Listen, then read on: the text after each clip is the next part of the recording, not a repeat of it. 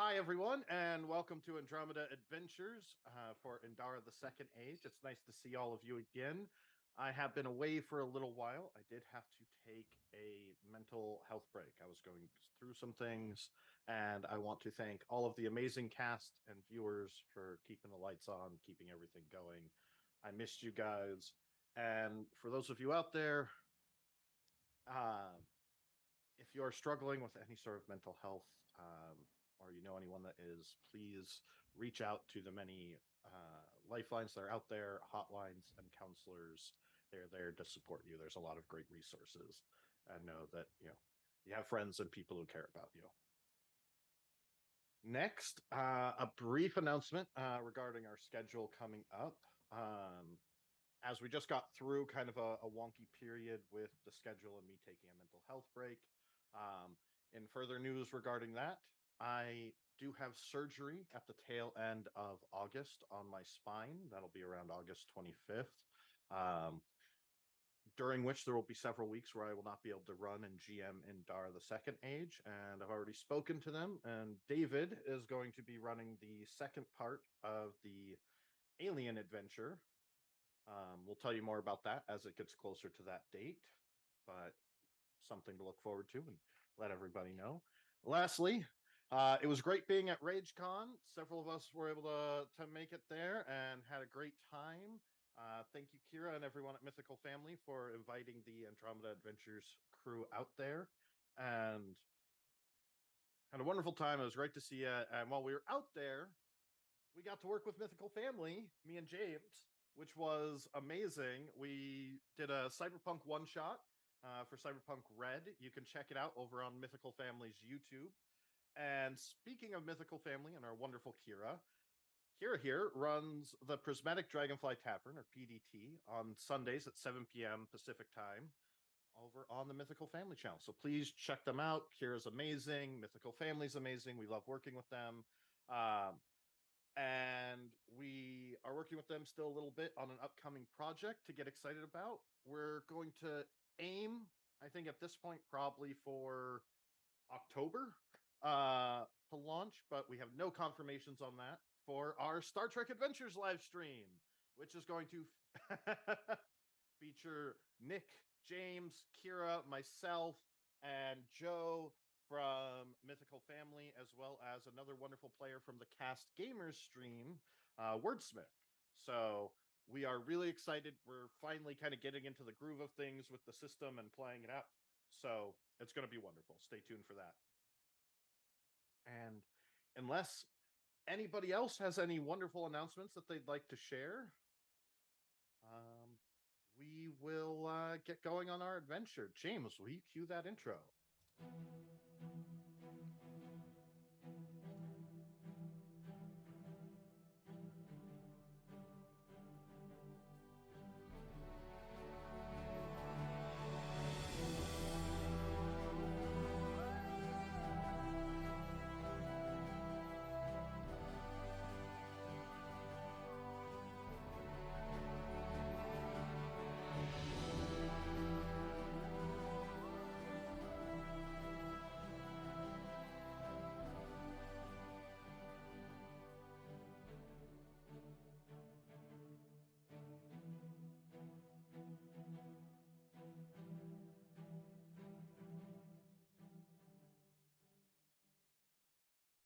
All right, welcome back, everyone. So, because it's been a while, I, the GM and God of Endara, I'm going to give a little bit of a recap. So, last we left off, you had finished your dealings with Avril Vermont Prismari, the Queen of Amaris. You had each been given a few rewards, some of you a little more personal items in a private meeting with her. Others, and collectively, you all received medals of honor and a public thanking by the Queen in front of many of the nobles and gathered assemblages of Amaris, and had learned that Amaris was in a tight spot with the situation with the Valakian assassination attempt, Godric's assassination attempt, and the public fears and outcries, and had been asked to attempt to find allies and act as diplomats, as well as to pursue an investigation into the assassins that had struck at the Queen's personal bodyguard, the Chevalier, uncovering a strange and twisted dagger. The Queen had also requested if you would be able to venture to Wallachia and see if you could find any means of preventing a full-on war with the people of Wallachia.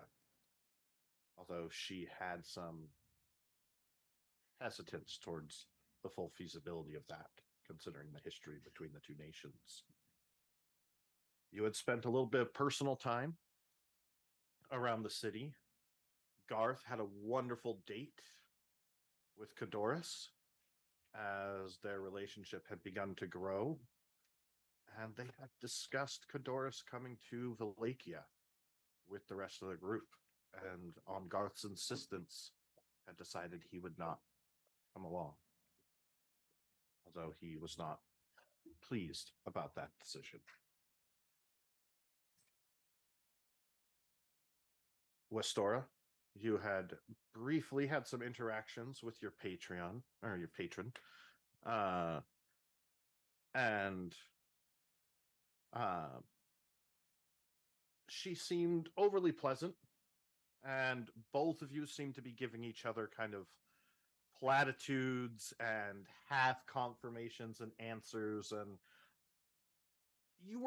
you can imagine that you're both aware that there's a little bit of smoke getting blown up each other's skirts. I had no illusion I was fooling anybody in that conversation. No. There was some personal time between Hadrian and Anais, and Magnar had begun investigating other pursuits and crafting methods, and had commissioned a new hammer to be constructed, and had learned about something known as the Sunforge in Catania, far to the east. After all of that kind of downtime and personal time, you had chosen to go and investigate the manor of Gilles de Rais. And after dealing with the various hazards and traps and trolling and psychological mind games and illusions that Gilles had put up to protect his house and secrets, you had found your way into his basement, disguised and hidden chamber, where you had found a couple pieces of Ishgardian technology and magic, the pendulum of the infinite eye and the Ishgardian sonophone. You had seen all of the various documents and magical resources and incense, different diagrams and things that Gilles had been setting up and studying and researching. There was the large tank and tube filled with the bubbling green liquid that was roughly man-sized, and had mostly just examined the two Ishgardian items and hadn't taken a lot of time to pursue the room. There had been a closed-off side chamber that you hadn't investigated, and I will say that with your time in this room, what you would be aware of, but as we pick up, is that you definitely are not the first people to have lived here. Even the Queen mentioned that they had had soldiers go looking for Gilles and checked on him. And to the best of your knowledge, looking at how studious and sort of meticulous he kept everything in his house, the slight disruption around his manor and the sort of disorganized nature in this basement does imply that someone did look through here, but you're also aware that they were looking for a missing person and trying to find out what had happened to him during the masquerade, and not looking into deeper secrets that you might be inclined to look into. So without any further ado, that is where we are going to pick up.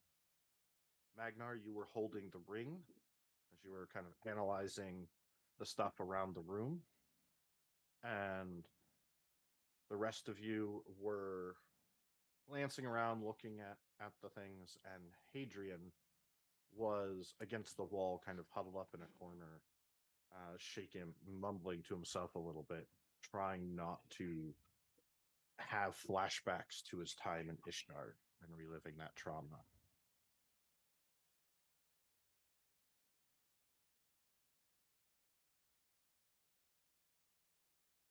We still have one room left, or there's one room down here that we haven't explored that we've seen so far, right? Or There's one room that you haven't seen, but you guys also haven't you haven't investigated or looked for clues or tried to find anything in particular yet. You guys had just made your way down here and checked out two of the things that kind of stood out the most, right? You had only really looked at the pendulum of the infinite eye and the sonophone. Well, Magnar's still looking around or messing with the ring and stuff. I'll start looking through the room and just kind of going through whatever papers or other things that I can find. Restorer will also do so, maybe help out. All right. Is there anything like you can casually kind of glance at anything and see if anything stands out, right? You know, just kind of take a casual glance, sifting through everything, looking for something odd. Or is there something in particular that you're looking for? I think Westora in particular would be looking for anything Godric had, Jill had on Westora or Hadrian, or like any notes he had, any details, that kind of stuff. All right. Can you roll an investigation? And I'm really sorry to ask this. Total just brain fog. It went in, and I was like, okay. And then train left the station. Can you please repeat exactly? Like, Yeah, I'm looking. Basically, I'm looking for any notes he had on us, in particular with Stora and Hadrian. Notes on you guys. Yeah. I got 19 on my investigation roll. All right. So as you're glancing around, looking mostly in this room, but because you've kind of secured the house and know it's fairly safe at this point, you're also wandering around, taking a look at the upstairs where he keeps things in his study. You know, an investigation can take some time, kind of making sure you check everything. But what you're able to find is that there are a couple of notes that have a figure that fits Hadrian's description that Gilles encountered um, during a negotiation with Astrian smugglers. He was trying to get some equipment and resources from Ul'dah that would normally be illegal or beyond the normal bounds of trade and trade laws, and had learned of a unique extraplanar substance that he calls the ichor, that he was able to get a sample of from this individual, and through studying it found that it held very similar magic and components, sort of material structure, as extraplanar energies and elementals and entities, as well as divine magic. Seemed very similar to some of the magic that clerics and paladins will produce. And there's some studies on that. And he mentions, and this is probably about 10 years ago that these notes come in. And after that point, his notes start getting much more secretive. And he talks about meeting up with other individuals, trying to understand the ichor. And eventually, in a couple of the notes, he mentions a primordial and the source of divine power. And kind of studying that. Those are notes kind of tied to Hadrian. You're not able to. He's included in descriptions of other people that you've met, like Zomira and Aliala Sanchez, Silco. Oftentimes, little notes that he made are about their meetings and mild observations about those individuals, but that's really the only information that you have regarding Hadrian, at least at first. Okay. Then the notes, you find more modern notes that he started keeping after the incident in Versailles. He talks about finding all of you, like hearing about your descriptions and information about you during the attack on Versailles and his investigation thereof, and except for Anais. And he started investigating each of you. He doesn't seem to have made an initial connection until much later that Westora was involved in the ritual. At the time, you were no one of import. It's only later random he sacrifice. put two and two together. He is kind of curious how all of you are involved in this, and he's been trying to use scrying to figure out each of and different divining magics to try and figure out why Godric is interested in you and how you became fated. He's trying to look for the moment you were supposed to die. There's sort of glances. The other thing is you notice there is a massive pile of papers, old records that he has kind of in a pile associated with Anais. And it's financial records and original, like, coming into sort of migration, like assimilating into the country from hundreds of years ago. And what he's noted in these, and he's kind of highlighted and circled, is matching descriptions of individuals from other reports and documents that have kind of pulled together that would suggest that although Anais is human, she has been around I think the country for a long period of time. Westora is actually going to stop reading Anais' records at this point and just collect those documents and then give them to Anais later. Okay. They seem to be attempts at blackmail, and Westora does not want to have any. And it could be about her family, trying to blackmail her family, or I've got the impression Anais is very private about her past, and I am not going to dig into it. But that's kind of most of the information he has on you. But there is a huge sort of collection where he has torn apart and organized a bunch of scrolls that are the machine was scrying on you guys just consistently while he was going about his day. And he was basically reviewing that for key information to use against you and track what you guys were up to. Ever since he gave you the ring in Versailles. And the notes conveniently start just after he left the building. Well, I will, like I said, I'll take the notes that he has on us. I'll go to Anais. I'll hand her the bundle of papers, and I'll say, I believe these may be of interest to you. Oh. I'll take a look. And then I'll go to Hadrian. I don't know. It's been maybe, this is probably, I don't know if we want to go to Anais because she was also searching stuff.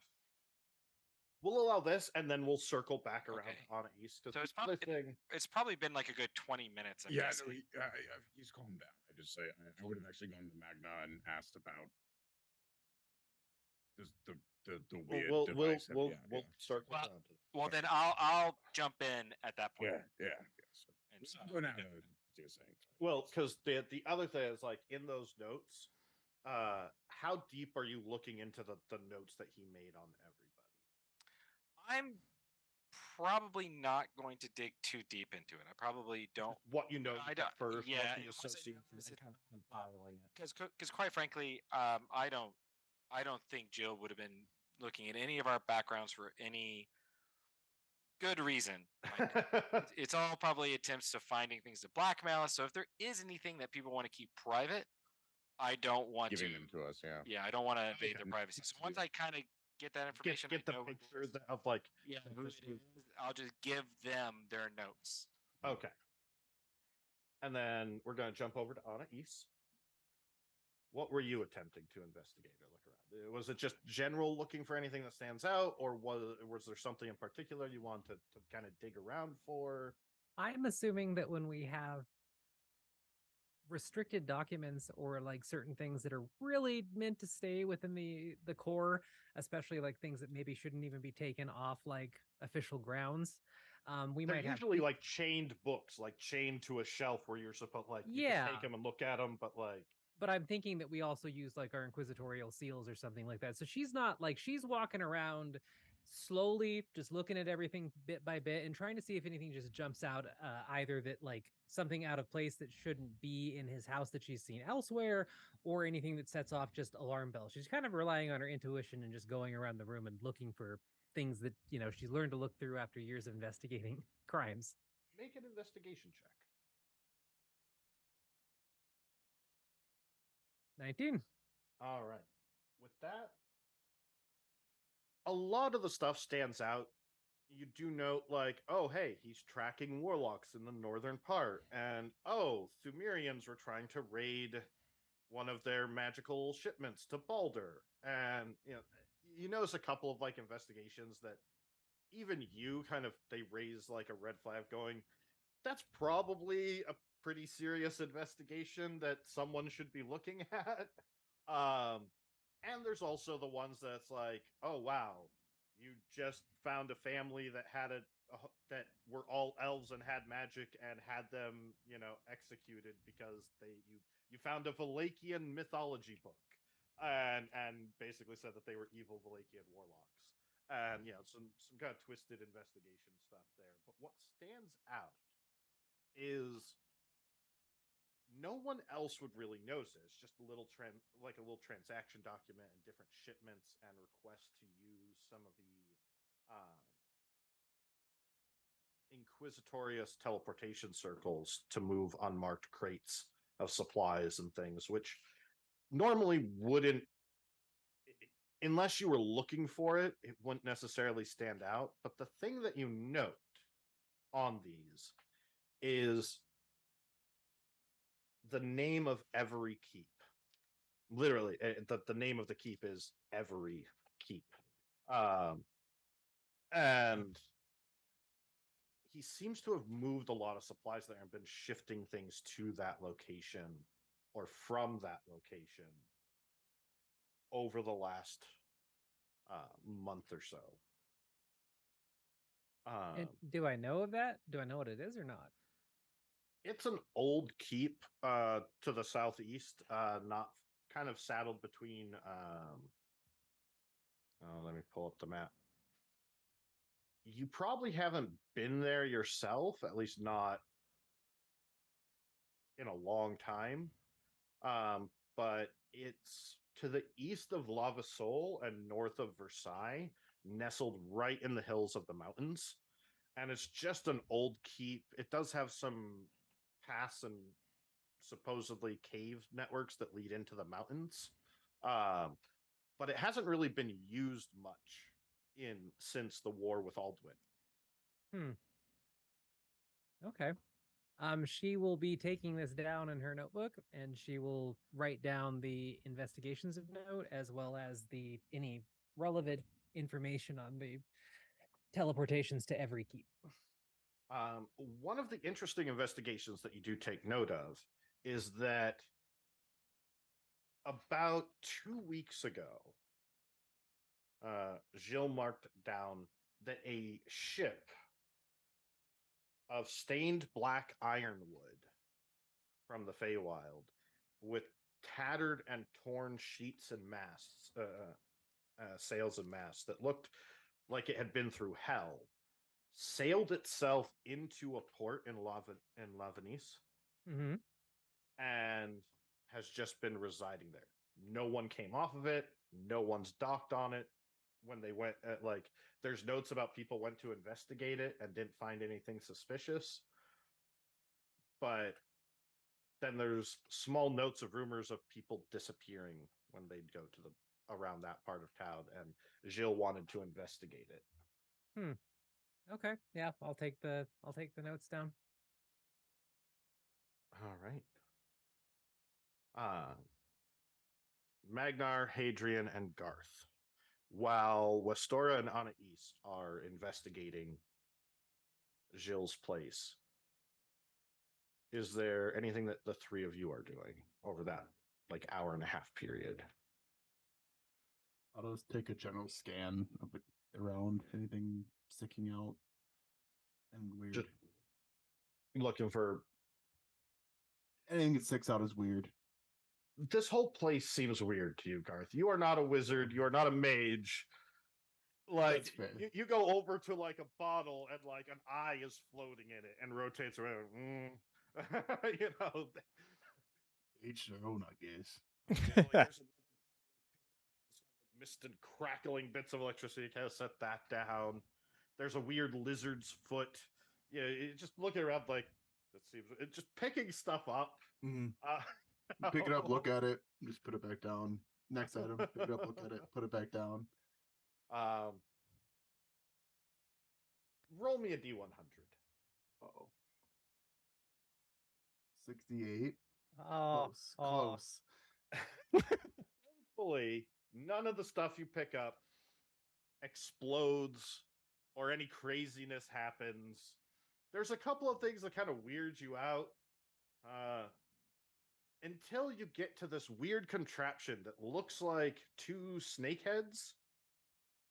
And make an intelligence save. All right. Intelligence save. That's a natural 20 for an 18. You've seen these. They're little prank items. This one seems like a magical one, designed for some kind of contraption, but you put your fingers in and they clamp down and the fingers are stuck. And it looks like engraved with magic, and you're kind of walking around I know what this is. I played with these before. You're like, wait. I'll put that in my bag. All right. Can add magical finger trap. Let's go. Could that be used as manacles if I need to be? Yep, it prevents. That's actually what it's for. Is it prevents somatic components? Perfect. So, I'm satisfied. without a command word, you do have to identify it to figure out what the command word is. Would I know this? No. show it to the wizard in the party later. It is. Oh, the cleric. Oh, the cleric. All right, Magnar and Hadrian.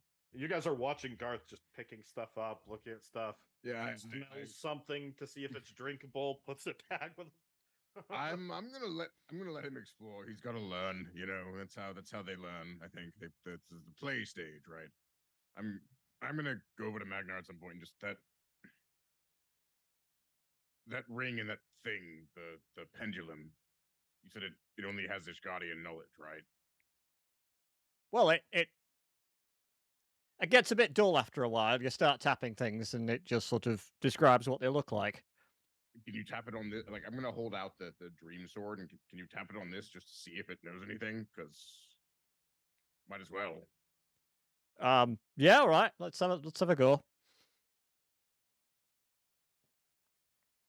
And As you tap it to the thing, and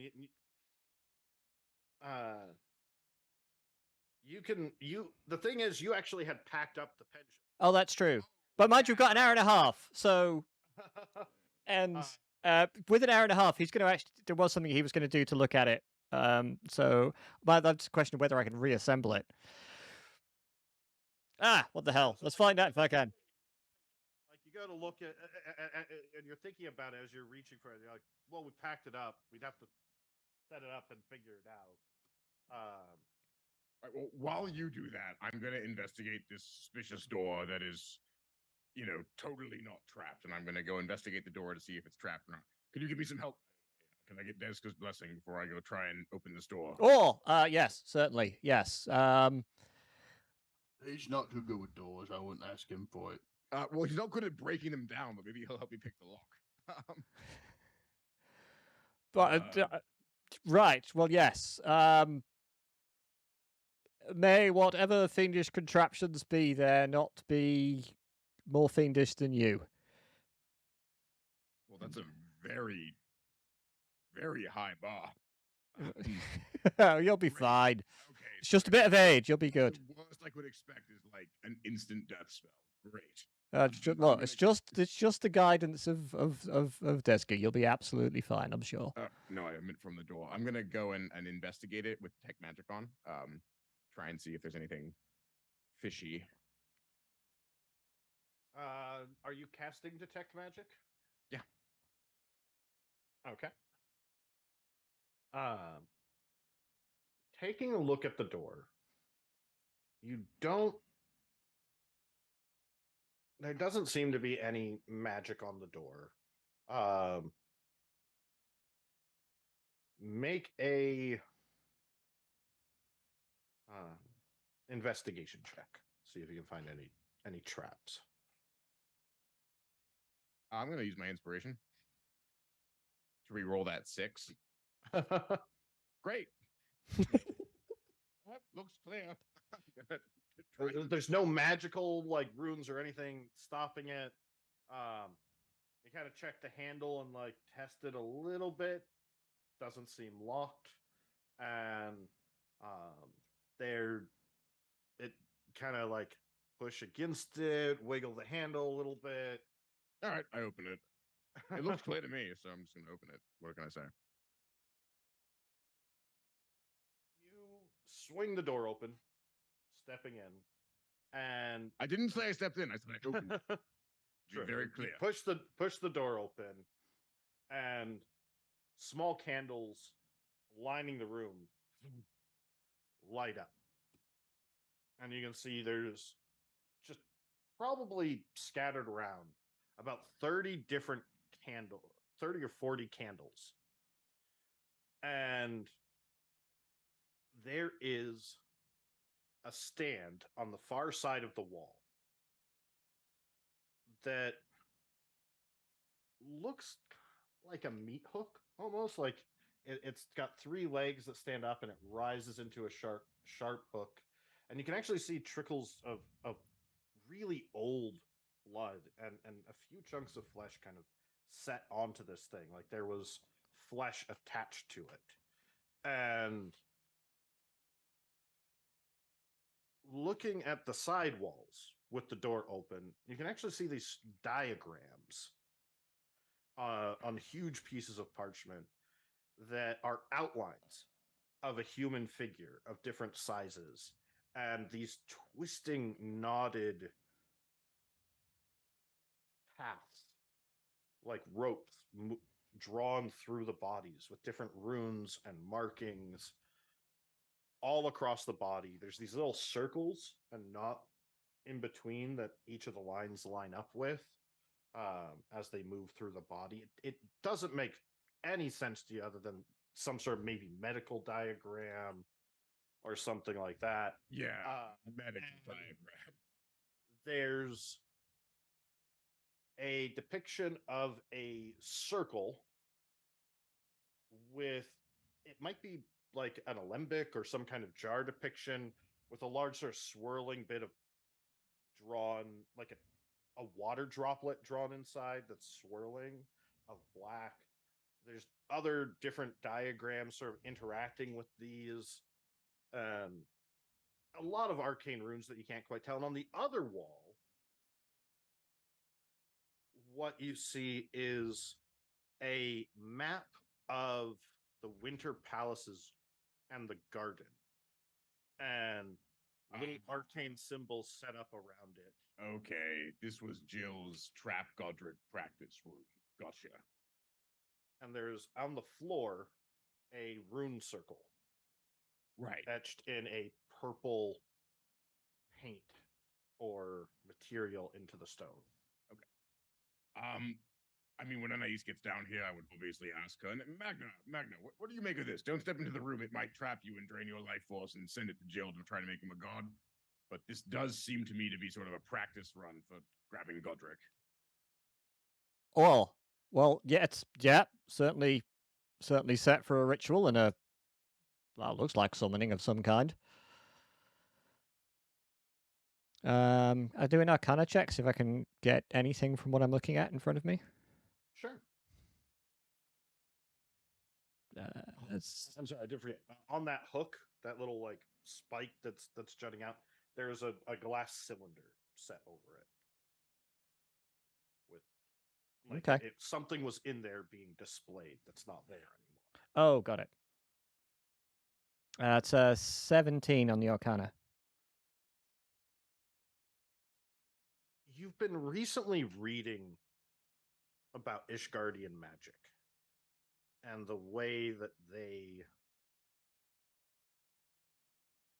constructed beings and creatures, and how all of the runes would work together to form pathways for magic to flow through the object, much like blood through a living creature or essence through something.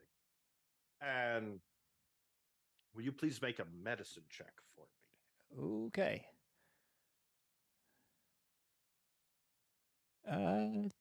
That is 10, but I am going to throw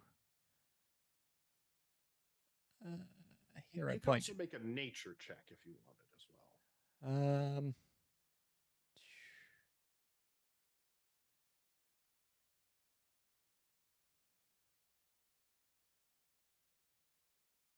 Oh, 19 on the nature check. Okay. And did you want to throw anything onto the medicine check? Yes, 1 second. I'm going to put a hero point on the medicine check. That's 5, taking me to 15. Okay. So between all of those, what you realize is it follows the same pattern and logic of the Ishgardian magic, that the runes would kind of work through the body of the thing being created, like the magical fish or one of their golems or constructs. All of these runes and sigils would link up and connect and allow magic to flow through. This seems to suggest that there are pathways in the body that do the same, or he was trying to create pathways in a body that would do the same. You're only seeing a piece of the puzzle here, so you can't tell if this is I have found out this exists or if it's I can make this happen situation. Mm-hmm. But it's along the lines of magical pathways through the body, like veins or capillaries, or in plants and animals, how rivers flow, and these nexus points along the body that would sort of act as pools for the magic. And from what you can tell, whatever this fluid is being suggested in this diagram, it seems to hint that it moves through the body in these ways. A law, or these channels are meant to allow it. So it's either some kind of diagram about being like, take this energy and channel it through these things that you create in the body, or it's saying this stuff flows through this in the body. Okay.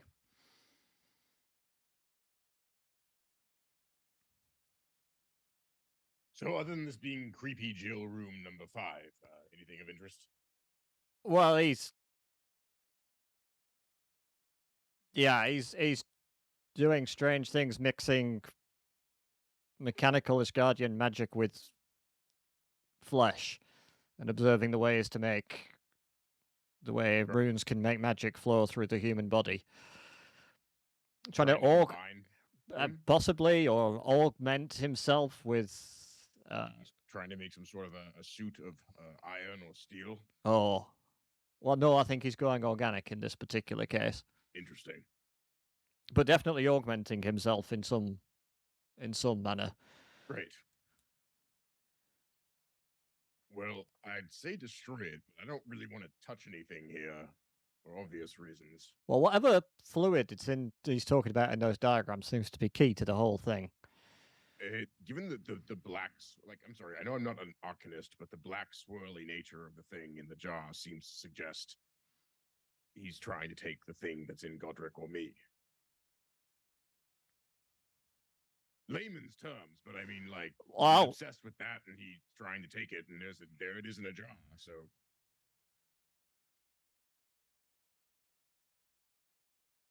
yeah, they may be trying to work out how it's bound also to you. Himself,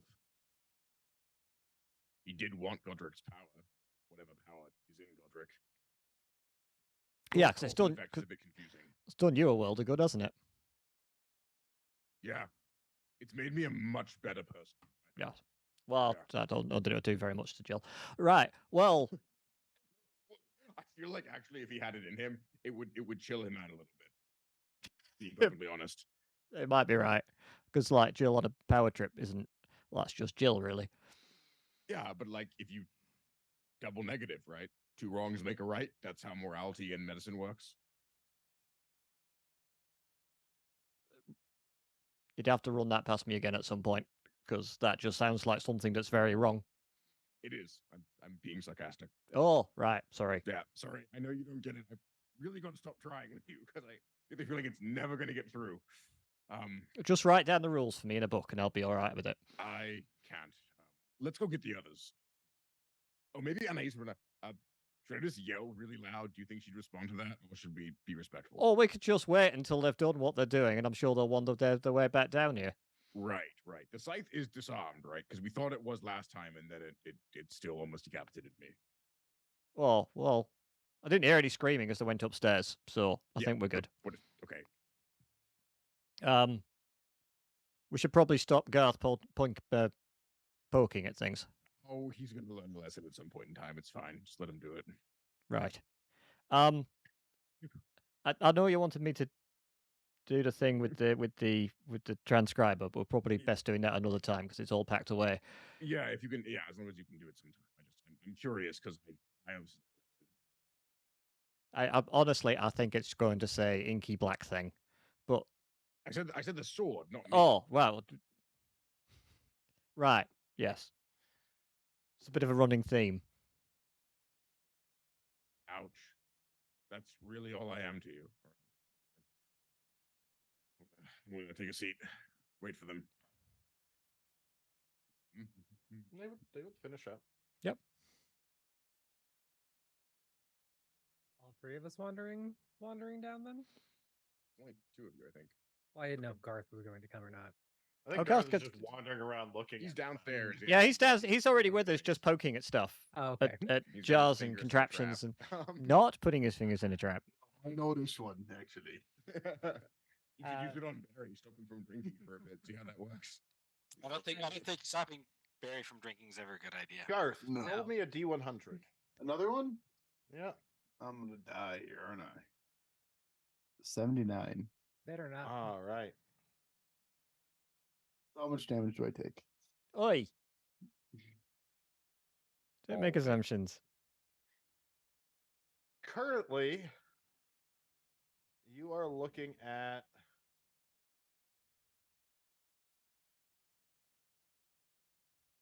a strange cylinder of mist that looks like it's got a little twist top vial on it that you would like pour out.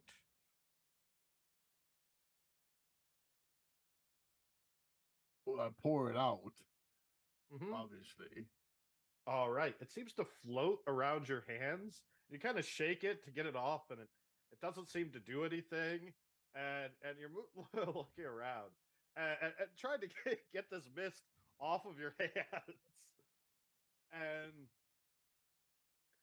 you instinctively kind of go to scratch your beard, like to think, like, what am I supposed to do with Mhm. this? Just gonna- And you notice as you scratch your beard, it holds your beard in perfect shape. Ooh. This is just mist hair gel. Apparently. Oh, Saurius could have quite like that. Maybe it's beard gel specifically, like a beard. That balm. must be what Jill uses I'll on pull his my hair out of its bun and I'll extend it up. It stands up, Yeah, and the the mist kind of settles into into as your hair settles into a mohawk. Sick. I'll leave you with this point. I'm sorry. Yes, it's a cylinder of mist that holds 8 uses that has 8 uses, and the mist holds your hair perfectly in any shape when molded with the mist. So I use 2. Yes. All right. Could you make your hair into a point and use it as a weapon by any chance? 6 uses of hair gel. All right. Westora, Anais, did you? Oh, Anais, I don't know if you. It's not going to be surprising, but Jill does have a creepy ritual circle room down here. The candles lit as soon as I opened the door. Very stereotypical. I would have been shocked if he didn't. Yeah, no, I was being sarcastic about you being surprised. But if there's anything else you can tell about it, it just seems to be how he was trying to drain the inky thing from Godric or me. But Well, speaking of inky things, I have some documents I found that you may wish to take a look at. Jill had some notes on you. I'll hold my hand out. I give you all the documents I found that were about you. Yeah. I'll read through them all very carefully. Are you still standing at the edge? You haven't stepped into the room? No, Okay. it's a ritual circle meant to trap me or That- Godric. I'm not That's about to Kira. step That's into Kira. it. That's Kira asking just to double check that I didn't Adrian's- blank on something. That's why I specified I'm not Trapped in the magical circle that's meant to trap him? No, Um, he didn't step in the room. As soon as Anna snaps her book shut, she's just going to cast Detect Magic Okay. before still not stepping into the room either, but she's going to give it a keen look over with Detect Magic. Other than the candles, nothing is magical in the room. Nothing has any sort of magical aura in the room, including that container.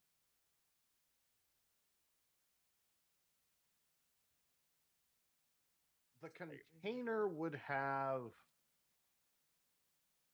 conjuration and evocation magic on it. Okay. Interesting. I believe those would be the two on it. It doesn't seem active anymore, actually. But So that Uh, there's the only active sort there's of just magic in faint- the room. yeah. Is the candles. is the candles. And there's whatever was contained inside there is not magical anymore either. Correct. The case is no longer Okay. magical. And no sign of anything inlaid into the floor. There is a ritual circle inlaid in the floor. magic. Put But- But it's not currently active. Yeah. Yeah. Okay. After she just kind of glances around and does a couple sweeps with her eyes, just kind of shakes her head and like kind of scoffs at it. I don't really think you're going to find anything here, and I would be happy to burn it down when we're all done. Make a history check on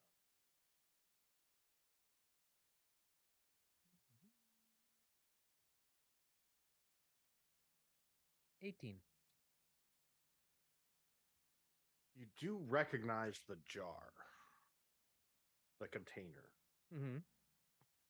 For you, you never saw what was in it clearly. Mm-hmm. But during an event in your past involving a great war, this was something confiscated from one of the warriors on the enemy side. A bit of their flesh, and was taken to the, as far as you know, the ruling houses of Amaris to be dealt with because it could not be destroyed. A bit of flesh that couldn't be destroyed. Mhm. And is it still in there, or is it empty completely No, right now? It's empty. Okay. Well, Knowing that, I'm going to rewind erase what Anna said then, because she wouldn't have said it that way, and instead revise that with having her just kind of stare at the container a little bit longer than normal. And you had escorted it. Like you never Yeah. really saw what was in it. Like you could see that there had been, like at the time, there had been like fluid and there was something inside that was fleshy, but you didn't. You were never allowed to get a good look at it, Mhm. and it was usually kept wrapped up and transported. But you do recognize the container. In that case, yeah, instead of saying anything, she'll fixate on the container and just confidently stride over to it and like squat ever so slightly or just bend over a little bit and like get a closer look from different angles at it and just seem to be lost in thought for a minute. And there's not like carvings or anything else she's going to notice when she's close, right? Make a perception check for me. I want to see how much detail you can get from it. Okay. 18. So there are very fine symbols and runes carved in it. And it looks very similar to a magic circle spell. Like it's meant to keep something contained, stop things from scrying, keep it from being able to be detected or tracked or anything like that. It's a magic prison. Like keep the thing in here contained. Not necessarily keep anybody out, right? It's not like protecting the item from people touching it, but mostly keeping it from being found or located or getting out. Is it still usable? Like if I took it and activated it, do you think is it still something that could be used in the future? Oh. You don't know how to activate it, but it doesn't, like it's not broken. It's just been deactivated. So if you had similar spells or magics or enough energy, you could probably reactivate the container. How large is it? It's about the altogether a little over 2 feet tall and about 6 inches from one side to the other. Kind of awkward to carry then, and there's nothing Like it's a big cylinder. Yeah, with there's nothing inside as in like any residual material that I could use just for magical tracking something that purposes. like a pike that has like little bits of flesh still left on it. Think if you've ever seen like a tax keeper's like the hook or spike that they put like receipts and stuff on. It's like that kind of giant needle that something or that a cadaver or a specimen might be mounted on inside this. Okay. And well, there's still just little bits of like a little strip of flesh on it, but it doesn't tell you like what was there, just that it was some kind of fleshy thing. yeah. Yeah, she's gonna stand back up after looking at it and then like turn to face the group and just kind of shrug and say pretty much what she said the first time of I'm Yeah. sorry, since you're in the room, on the Yeah. right-hand wall where you're seeing the diagrams of the Winter Palace's garden and everything like that, you recognize those? Those were in meetings discussing how to protect the queen from everything that was going on and setting that stuff up to defend the ritual. Doesn't look like Gilles disclosed everything that he knew, but you recognize what they were trying, like the information that they were trying to set. The other wall with the weird body diagram, no clue. yeah. Get out of here. Yes, I don't think we're going to Right. find anything else of interest here, even though Right. this is interesting. Before we do leave, I'm going to take out my paint and just ruin the circle by writing Jill sucks over it, and then I'm going to leave. I mean, I don't think he's going to ever see that. Well, just in case he does, but it's the thought that counts. And there was nothing else down here that we hadn't gone into yet, room wise, Frosty? Not room wise. I Okay. mean, you guys were looking for generally very specific things as you were looking around the room. So, I mean, you could give it another just good once over in general to see if there's anything Unless missed. anything But valuable to steal, like that's sort of the only. Mechanical, Steel- anything steel- mechanical in nature.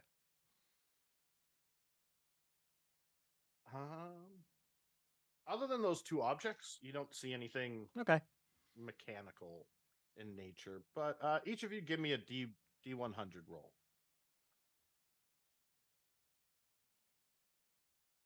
Just and I'm seeing if anything you notice happens to stand out. 95. Sorry, Indeed. mine was to GM accidentally. 86. 93. So We're rolling restore high, which may be good or bad. The thing that stands out to you as kind of odd is that there's a single flower, like small flower pot, with a finger sticking out of it that looks like it's got little roots growing into the dirt. Do not pay attention to that and move on. Hadrian rolled a 26. Sorry, I realized I was rolling to GM, so I rolled the public instead, which is the 86. But All right, 86.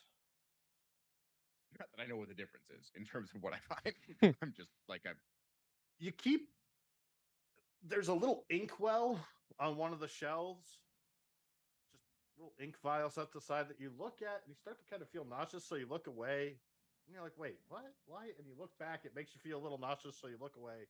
But that's the only thing that kind of stands out. Magnar.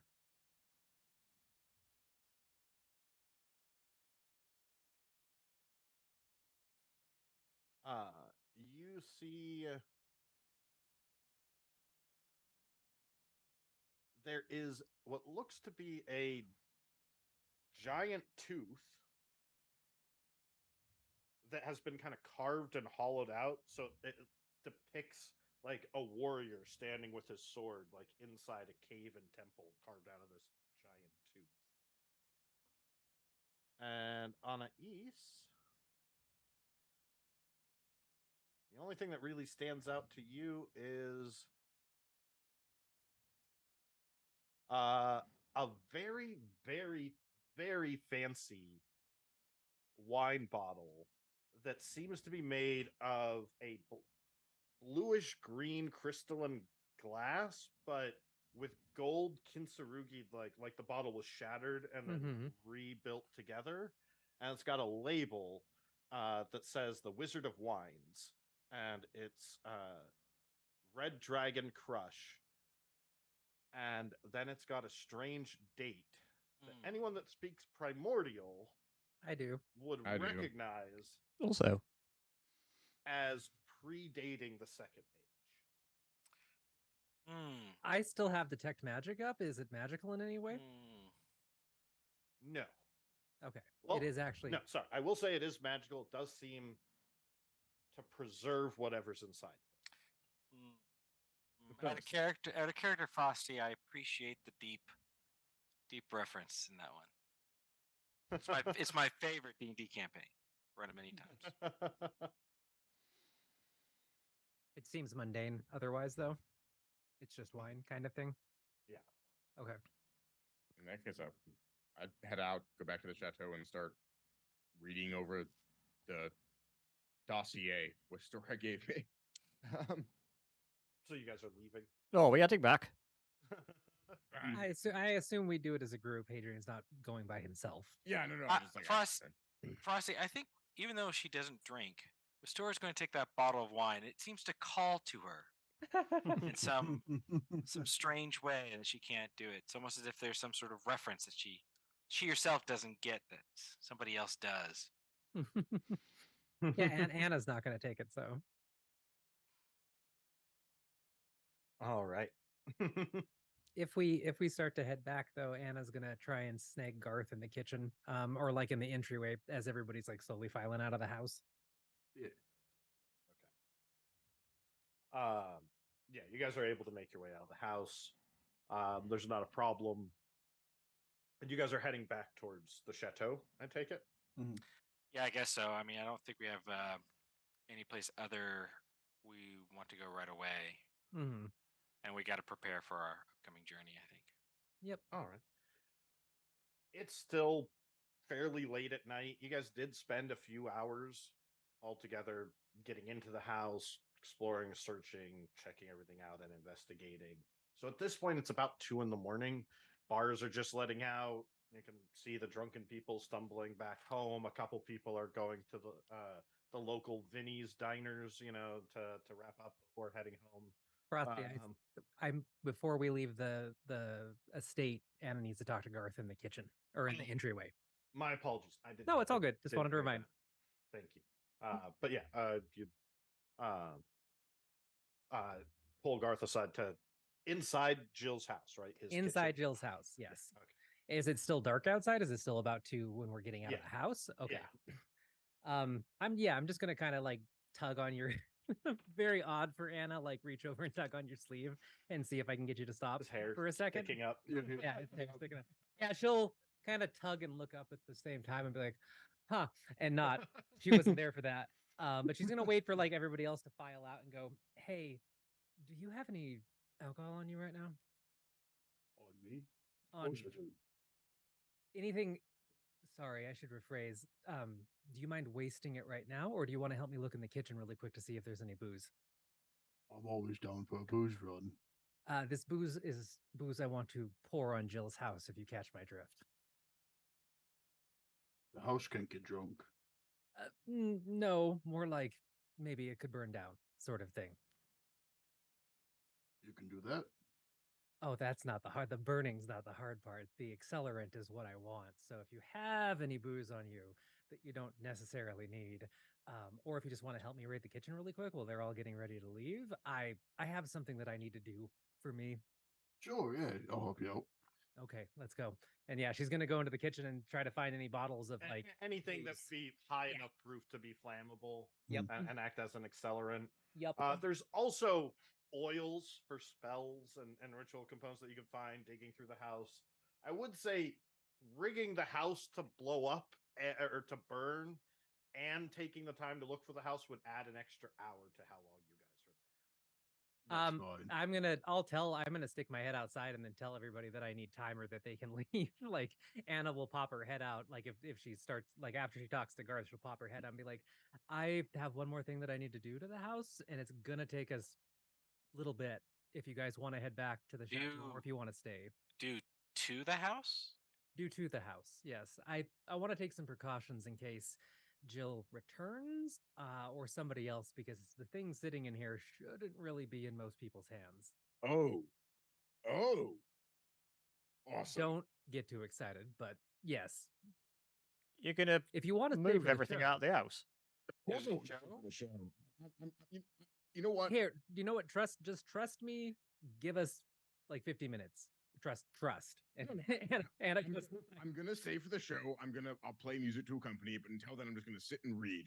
I just like sit in front of the gargoyle statues and pull out the stuff and start reading through it as the doorknobs might start talking. I don't think Wistora is devious enough in this. And well, maybe she is devious enough, but perhaps violent enough to violent enough. There's the phrase, yeah. To think of arson. So she's probably just going to be a bit confused and just head back to the chateau. Magnar will head off with Restora. She stuck around, I think. I will spend the hour reading because I trust Anais to have arsonist tendencies. But I also, she said it was a show. I don't want to interfere with that. I'm not going to upstage her. So I'll read until it starts. To any of our viewers, and actually to everyone watching, are you guys able to hear me? It's not lighting up when I'm talking. I can hear you. Okay. Just wanted to make sure that it wasn't glitching out. Magnar, what are you doing? Oh, I'm heading back with Wistora. Okay, you guys are it. Garth? I'm with Anais. Yeah. Okay. I'm up You're in helping. the place. You're Yeah. helping. yeah. Okay. I don't want to know what they're doing. Arson expert. And here. like so the way, like once Anna comes back inside, by the way, Garth, and she starts going through the kitchen, like it's probably like the first time you've really seen her full on like crazy ass smile and look like she's having fun. And at one point she'll like she's not trying to hit you, but she'll throw a bottle on the wall near you to like splash you kind of thing, and like just laugh and like be having fun with it as she's trashing the kitchen. Are you feeling all right? I'm Anais? feeling fucking wonderful right now, and I have wanted to do this for so many years. You don't even know. And she throws another bottle, and it's And then that's gonna take as long as she's gonna go through every Alright. bottle upstairs and not use any dangerous spell components because she knows what those are. But she's gonna get the front entryway and a decent area. Mostly just Outside. trashing the upstairs. You're not going down and rigging anything downstairs to. Okay. No. And then before you guys go, before you do anything like casting fireball or lightning or whatever you're gonna do, banishment. I don't know. But before that, Maybe other so. than the notes that Wastora grabbed and gave to everyone, what Anais wrote in her book, and the Pendulum of the Infinite Eye, did you guys take anything from Gilles Manor? I Oh. did take that wine bottle. Okay, the wine bottle. You know what? As they're trash, I feel like as I'm sitting outside, I would hear like the glass shattering, just like, sounds fun. Maybe I'll take one last look through the place to see if I can see anything that triggers a Hadrian episode. I've Okay. told you everything that's in there. Then no. Okay. The sonophone. Did we not take that, or We did. No one took the sonophone. It's a big, Oh, heavy. we took the thing. collapsible one. Yeah. You took the Pendulum of the Infinite Eye, but not The sonophone was like a huge we can't do wax. that? Well, It'll melt well. It had brass like gears and these Yeah. black cylinders and this huge horn. I might take a piece of it if I can break a piece off. Like, The attachments that were fixed to it, or you could take one of the cylinders, but the thing itself is no, pretty that's what I solid. mean. Just it's a memento, right? It's an Guardian Just taking thing. one of the cylinders. Yeah, or like one of the Okay. gears, like just to Well, the have- cylinders, did they have indentations going? Mm-hmm. Yeah, I'll take one of those. If they're portable, then Yeah. The cylinders are portable. Like they're a little bigger than like Yeah, it's more Okay. I want a memento. no, from because really Magnol's going to Guardian. work out how to play one of those at some point. So Of course you are. But if yeah, they're portable, I'll have taken one of those. Other than that, I'm just reading. and Let me know what I find later. moving please. the sonophone is possible, but it's like moving a Yeah, no, old but big TV. Like it's gonna Or a take two couch. Yeah, people we and you're can't gonna do it. We're gonna the have to the the challenge is in building my own player for this thing at some point. As, You're just pocketing the 3 cylinders. That, Yeah. that were there. Okay. Yeah. Um, as she's smashing stuff too, Garth, she'll ask, "What is your favorite alcohol?" Because I haven't asked that yet. Oh, favorite. Favorite whiskey is mine. So if you see a decent bottle, save that. I'll keep an eye on more. My favorite. I like them all, to be honest. I don't Well, really have- no, they all work. They all work given like the situation sort of thing. But like, if you could pick the nicest whiskey, the nicest rum, the nicest whatever, and really enjoy it, what would it be? Mm. I would have to say I do enjoy. I do enjoy whiskey quite a bit as well. Oh, perfect. See, I knew I liked you for a reason. As I'm smashing things, do I find a bottle of whiskey of decent quality at any point? Jill doesn't drink whiskey. There's no way. He's not. He's a collector. Yeah.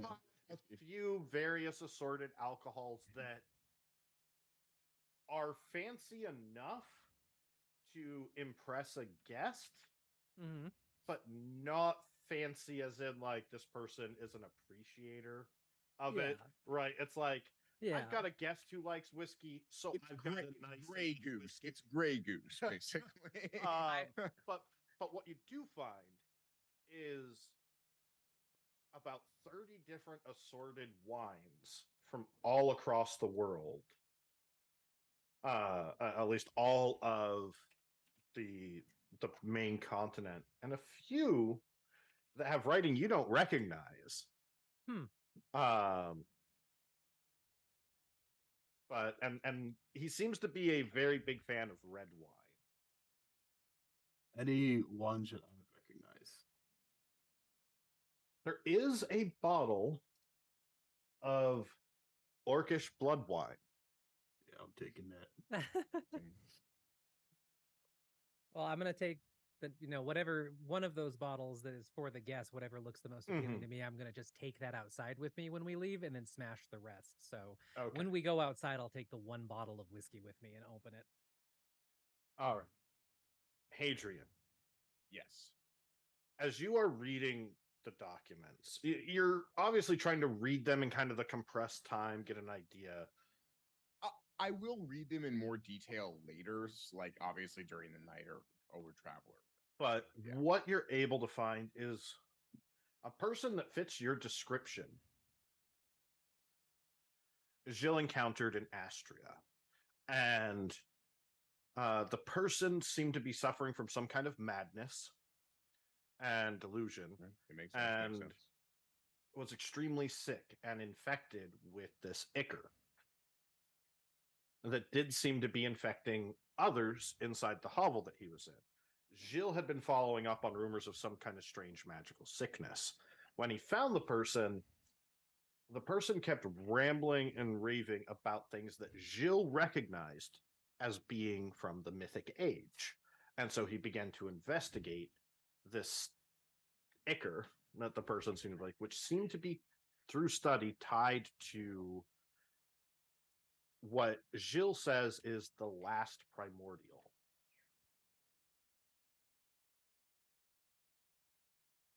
And that this ichor seems to have suffused the individual and driven them mad. But learning about it, he began to find ways to pull the ichor out, and that it had a life to it, that the fluid itself was alive.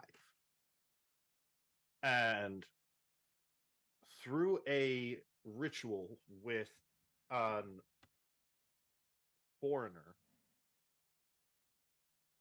was able to awaken a deep consciousness, is what he says, inside the individual,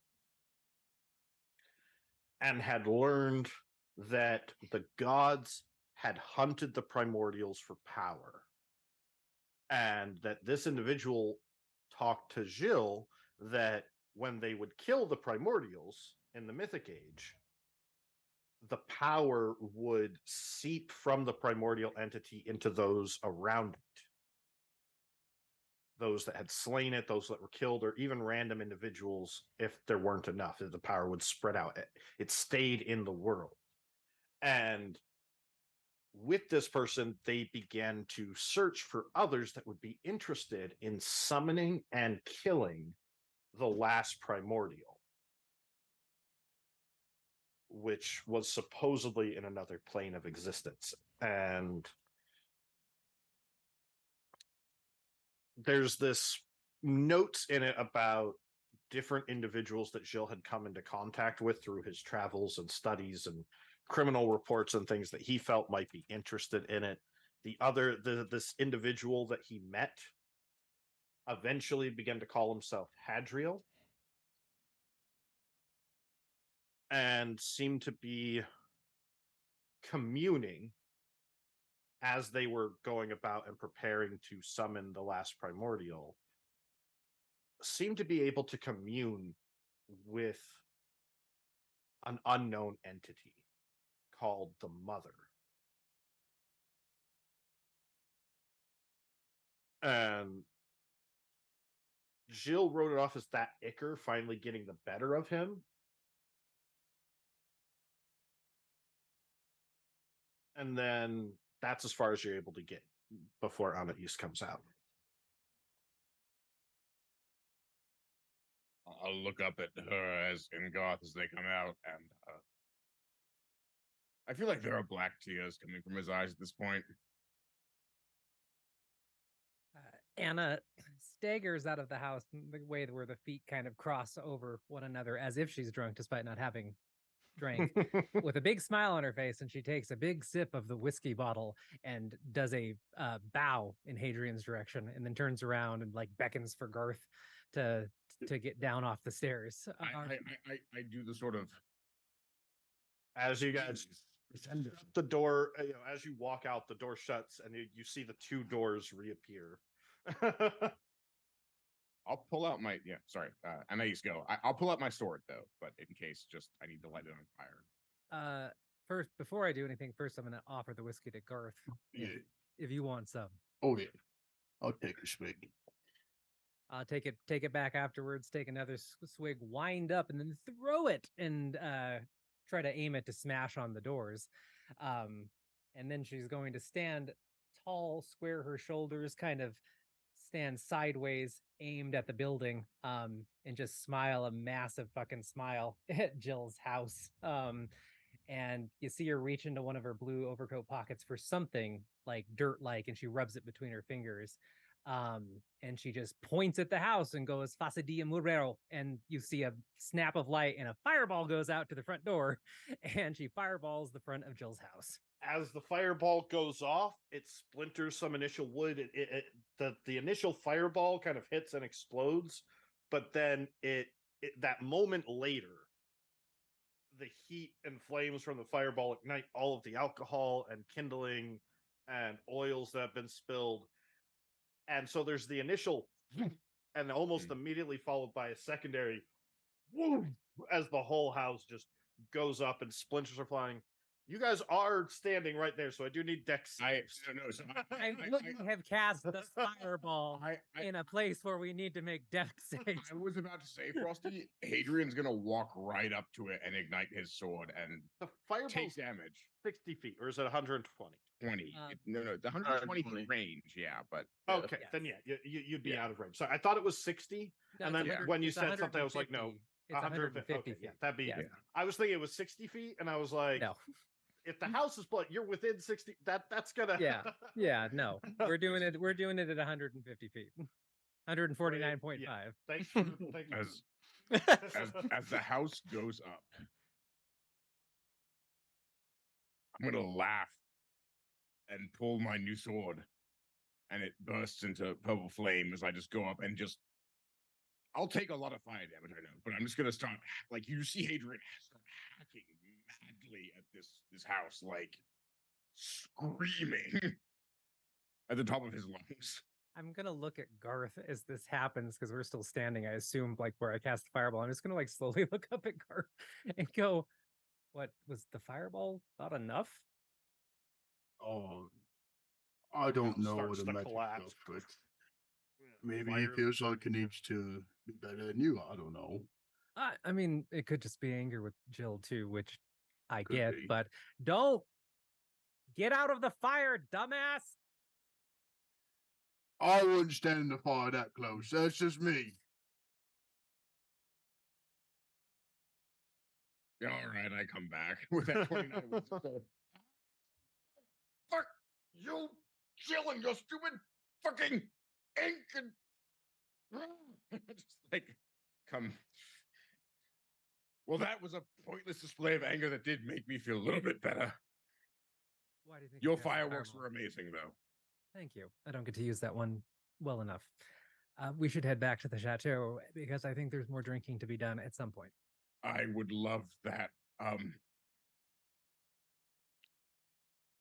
Honestly, I'll go back and drink with him, but at some point I'm going to try and commune with the thing inside of me. But yeah, let's drink first. Let's drink. I want to be drunk before I do that. Yeah, let's do it. So we turn and head back. I have some All right. scotch. Do you want some scotch? I always have it with me. We are going to take a brief break here, and then we will return with everyone gathering up in the chateau. So thank you, everyone. We'll see you in a moment. Welcome back, everyone. So as most of you returned to the manor, or some of you returned to the manor ahead of the rest. The three of you that had stayed to blow up Jill's house. As responsible adults that we all are. Yes. I don't want to hear it, Westora. Let me have this. The one time. You do notice a couple of people, like it is mostly like a side part of town, but it is still in the noble quarter. There are areas between, and it is very early, so there's only a few stragglers out drunk that or returning from the bars that do kind of do a double take and look over at what the hell's going on. They do that. It's like, hey, But can you believe they blew that house up? And Jill blew his house up. It's so fucking funny. Notice the Inquisitor robes on one of the people in your group and decide to look the other way and keep walking. I love you, Anais. Shut Gotta up, love like the that. police state, shut right? up and keep walking. Not like that. Not like that. But Yeah, maybe a bit. you guys finish your hurrahs and huzzahs at the burning mansion as you watch it slowly collapse and burn. You can actually see as bits of the house are falling into the yard around it, little sparks of magic going off and sort of igniting the bits of wood back on fire and like exploding different bits as the magic enchanted on the ground slowly breaks apart As we're the whole walking setup away, is I'm going to be playing Tchaikovsky's 1812 Overture. Dun, dun, dun, dun, dun, dun, dun, Yes. dun, dun, dun, dun, dun. Yeah. How beautiful is it not? But eventually you as well return to the chateau. As all of you, as they walk in, you can see the smoke stains, the dirt from the explosion, because it projects and it leaves some residue on them, and smell the wood ash. Wistora is standing in sort of the foyer of the house, her arms crossed, knowing full well what kind of devilry you're up to, barely containing her disappointment when you walk in, and says, "So, how was the show?" I'm going to go over and hug Westora and be like, it was fantastic. Wistora awkwardly lets you hug her. And I would kiss you, but I know that means I would be killed. You are right. You learned very well. I do. Also, you're very easy to make fun of. We are going to get drunk. Do you want to join us? I'll join you, but I do not drink. Would you drink water? Oh, I would happily drink water. I'll drink something non-alcoholic. Or a nice tea. Yes. The show was some of my finest work and worth it. I'm sure was. I don't think I need to hear any of the details. No, you don't need to know anything about it except it was a great time. It was amazing, yeah. Anais is the maestro. Are you not proud of it, Anais? The flame. Oh, I am incredibly proud of it. They Oh! Jill's house. It was fantastic. Right. Now, sorry, Flames, Anais got it. There's Magnar, this make thing. wisdom save. Uh-oh. There's this thing known as consent, and Wistora doesn't want to know details. Wistora doesn't get details. Wistora just knows it was a very wonderful show. That's all I asked. Thank you very much. Of course. Yeah. Wisdom save. There's something I've heard. Phrase. It's used often in noble courts. It's called plausible deniability. That bless shouldn't be on it, but it's 20. I am familiar with that. Dirty 20. So the thought occurs to you that there was a piece of Ishgardian Magitech in the basement of that house that could obviously be damaged because it had been broken and like fixed up with with more modern tech. And for a moment, there's that outrage in the back of your mind of like, but first, mythical age. We stuff, took it though. but it No, kinda- no, they Not- did not not the sonophone. not the That sonophone. was left, but We took the cylinders. it's Yeah, for a fine. Yeah. moment that like internally it kind of hurts, but And you're okay. I Wistora, listen, honey. Mm. We thought. I feel like Mm. Anais thought Mm. very hard about it, Mm. and she. Mhm. Hey, listen. She did. Adrian, the I don't right need thing to- you to defend me in any way. I'm I perfectly think you should comfortable. quit while you're ahead. Yeah, just Mm. drink something. Stop talking. Mm. I drink something, and then as I drink something, I say, by the way, I'm sorry. Apparently, I gave Jill all the information he needed to try and make himself some sort of a divine being, and I'm an asshole, and I don't know what to do with that. Have you Jill tried would've- not being an asshole? Yeah. The man's smart. What did you say? I didn't hear You that. tried not being an asshole. No, that's a great. It's like saying don't be anxious, right? Thank you. I will say, You in your can be nice. snide, self-deprecating way, as much as I appreciate the apology, I don't think you should be so hard on yourself. I can't help it. I know. I have to go talk.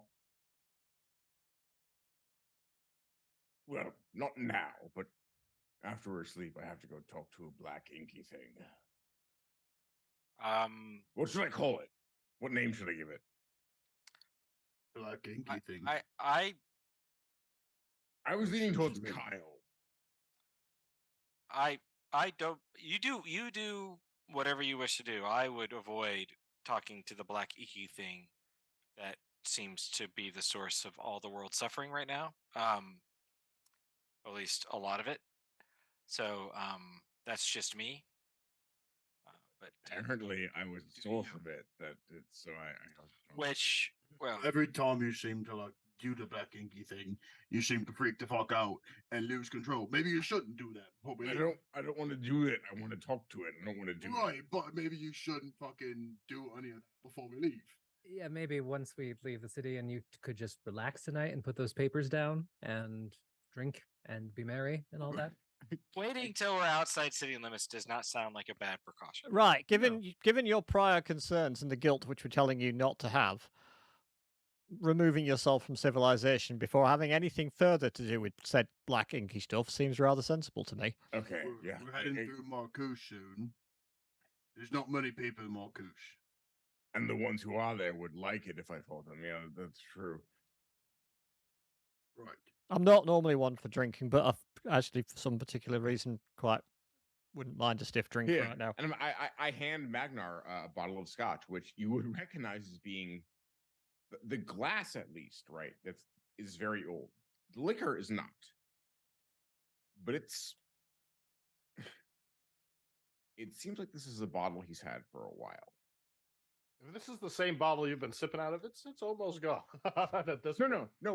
What I was saying is that Hadrian has had the same glass bottle for his liquor since the Gods' War. Basically, he fills it with different things, different liquors, but the material, it's not magical. It's just old, right? He kind of hands it to you. Yeah, take a drink from this. Yeah. You like old aged things, right? Well, this whiskey has been aged for 2 seconds in this bottle because I assume you all have more alcohol in this place too. Do you Or at know least- who I am? That's kind of what I was. more hinting at. importantly, we know who Barry is. So Fortunately, you guys have not recently bought any alcohol and have been going through a lot of it. Between all of you, Garth and so Barry. fortunately, Hadrian still has 2 bottles of scotch on this person.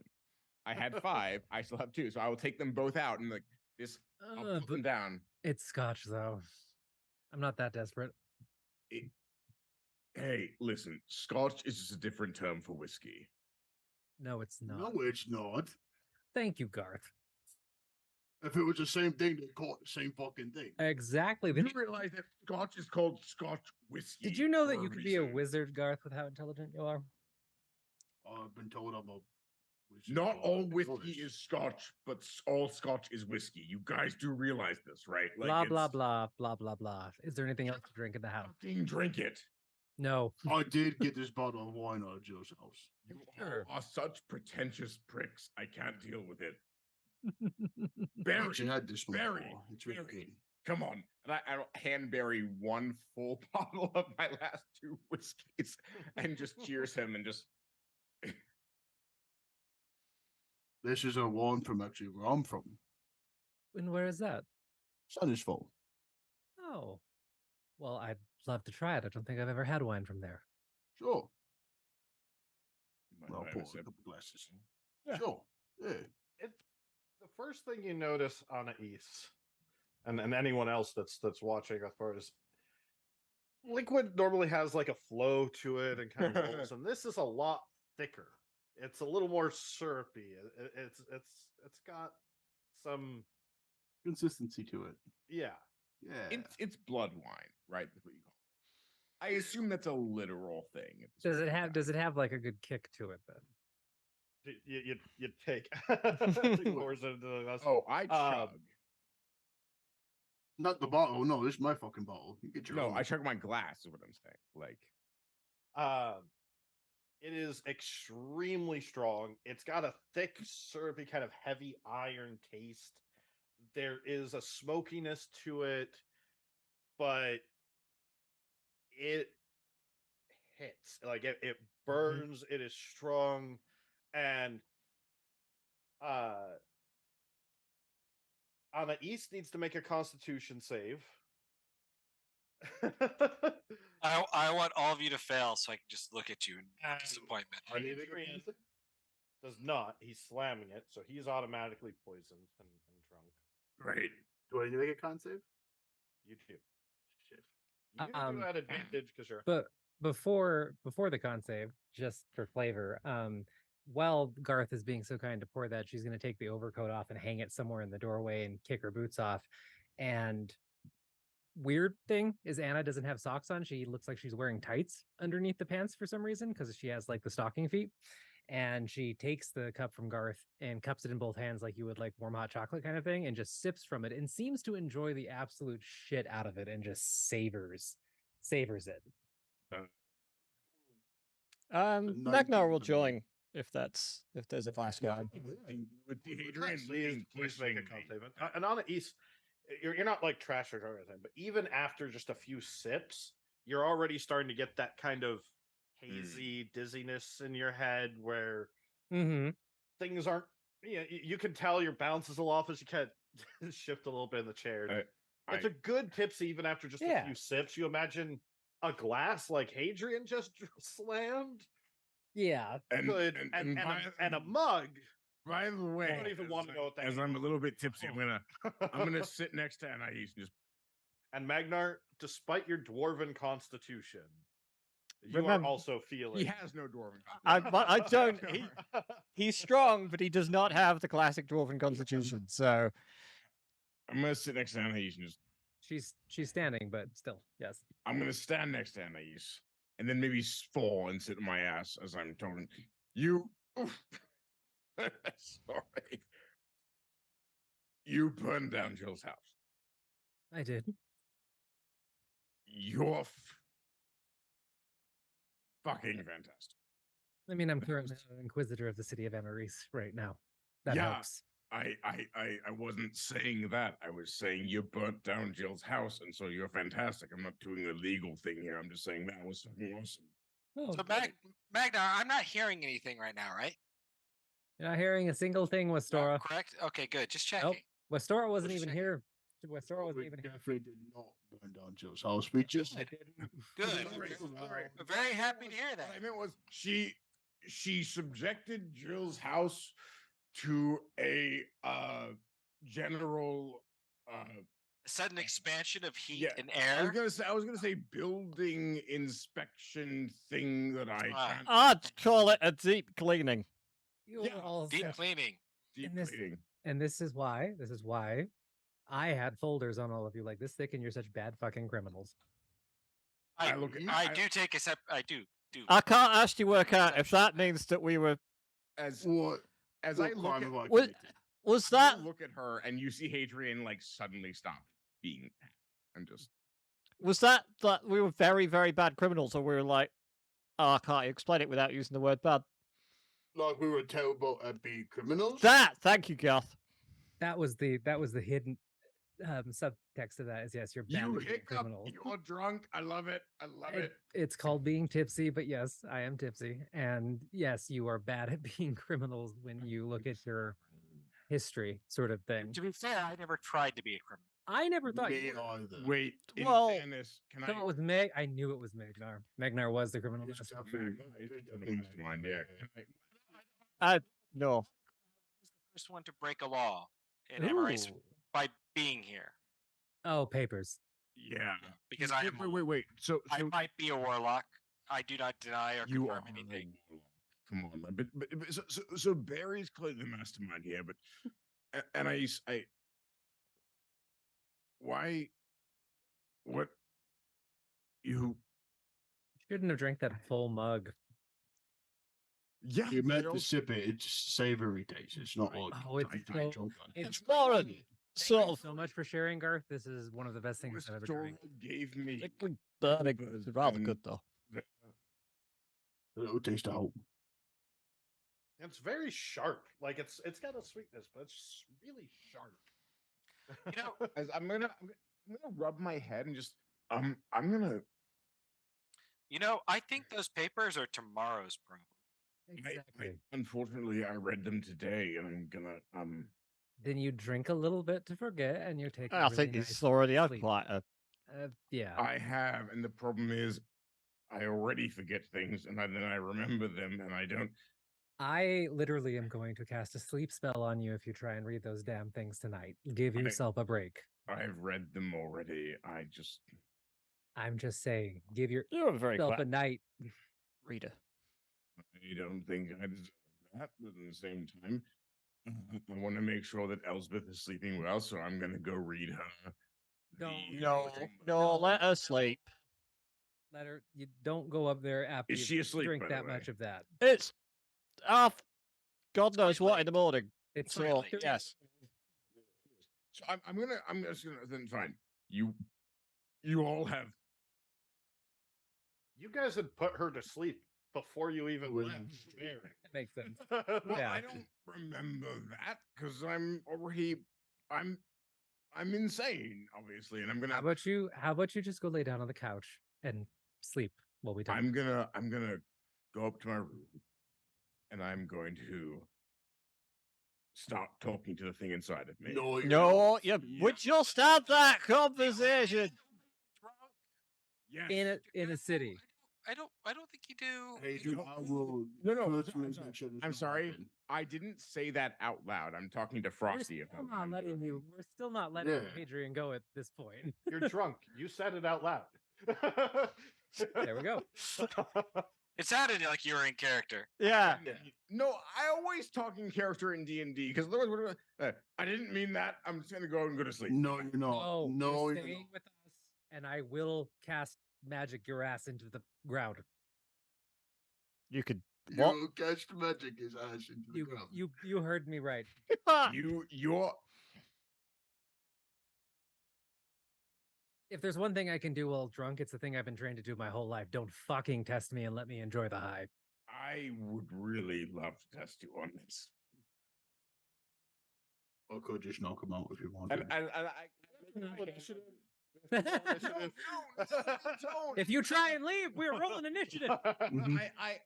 I'm not gonna leave. So I was speaking to a lovely noble the other day who recommended a great play. Maybe we could catch it before we leave, and I'm totally not just changing the topic of the conversation. What play? Is it called Macbeth? No, I think that sounds too derivative of something well known. I would rather say this is something wholly other, like not a doll's house. Oh, Ibsen, I've interesting. heard of that. As I say that, as the guy leaves the room. No, you don't. I grab Yeah. you.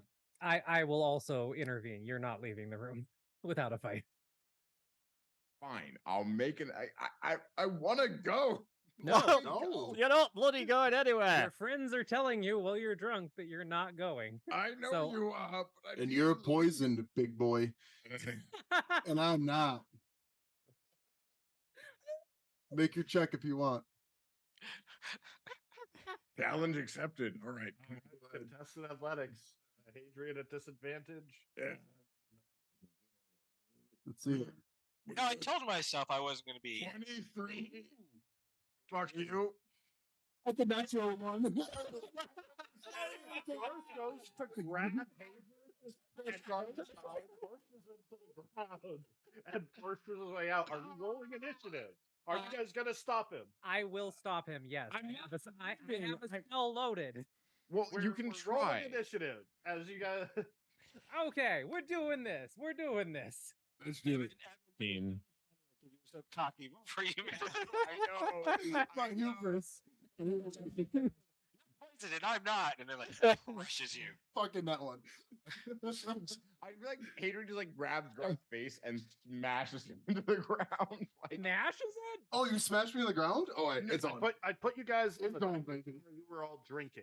All right. I know, actually, like again, I'm sorry. I was saying I feel like, but Garth, I you're put you aside. prone. Yeah. Wistora is not rolling initiative because Wistora is just watching on the sidelines, Judging. judging.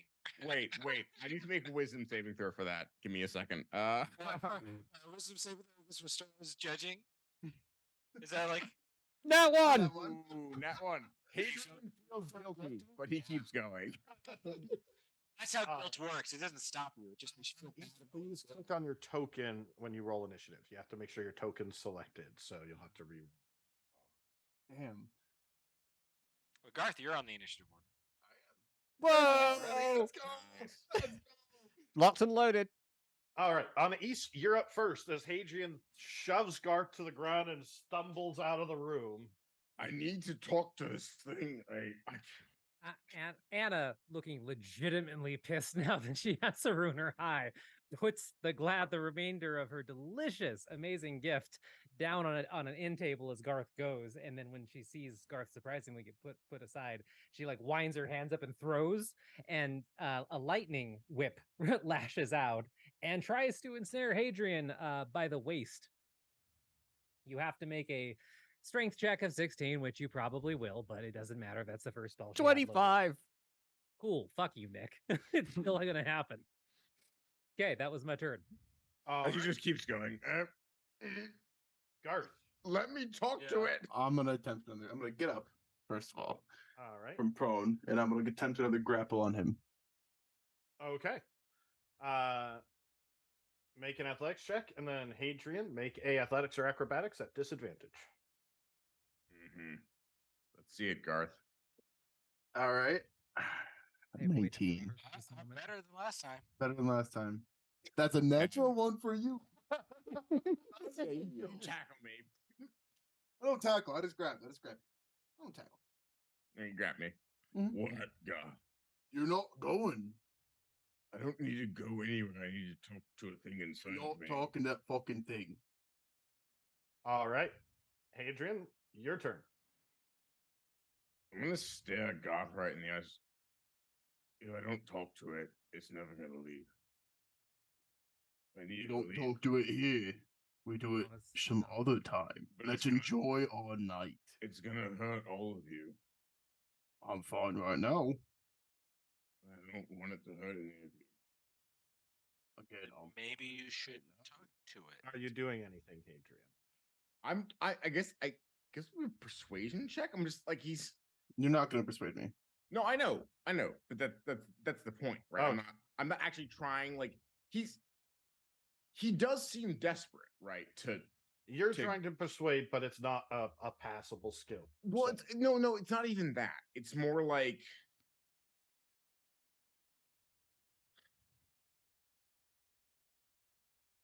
I mean, I feel like Garth would know that he does genuinely feel that he is a danger.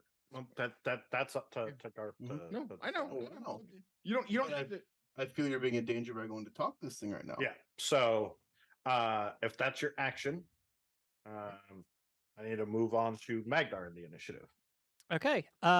Magnar's going to summon a spiritual weapon in the form of a large anvil that's going to form above Hadrian's head.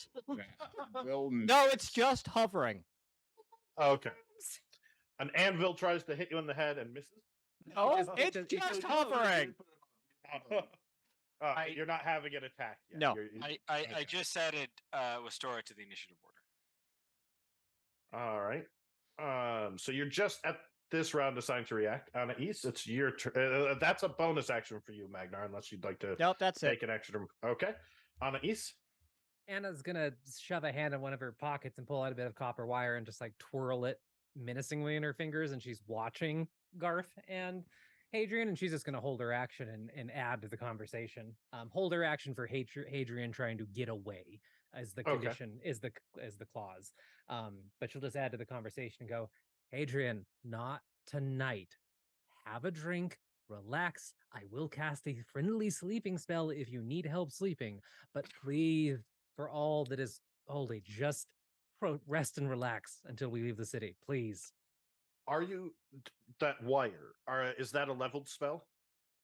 No, it's just a Message. random spell component. Like she's fucking playing with it because she's angry and nervous. She's not actually. It's just asking because if you're readying to like cast a spell, if it's a leveled spell, it does have to be cast as part of the readying it, and if it doesn't trigger you, Because you'll lose the spell slot. Yeah, she is not. She is holding her action. She is not like preparing. She's just playing with something in her hand. Well, Okay. I think technically you're supposed to declare what the action is. but- Yeah, you have to declare if it's going to be a spell or something like that, or an attack. Or... Thunderstep because I'm gonna deafen it. No. Hell yeah. The chateau gets like blow up 2 houses in one night. No. Please no. No, of course not. It's gonna be another lightning whip. Okay. We leave Emery's half destroyed. Right. No, it's just she's readying a lightning whip, but more importantly is the words out of her mouth. Okay. Garth, I'm gonna attempt to move him now. He's grappled. you can move him Yes. because he's you can move him using I'll 5 move feet of him. your movement speed. Back into the kitchen. Just 5 feet into the dining room, or And are I'll you gonna attempt push him to in? sit him down on a chair. All right, and you can use your action to knock him prone in the chair, basically. As Yes, that's what I'm doing. all right. That is a contested athletics and acrobatics to shove prone. I wouldn't be resisting at this point in time. I don't think. So Okay. you just put me there. Like Garth would put shove you- me into. I'll put you in a chair. They'll like pick you up a little bit and just like sit. Okay. Hadrian, it's your turn. If you're no longer resisting, We're out of initiative.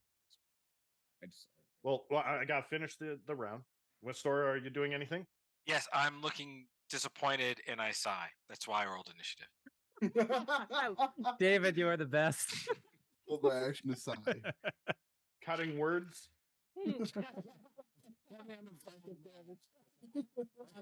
It's not cutting words, it's mom's disapproval. That's right. Mother's disapproval.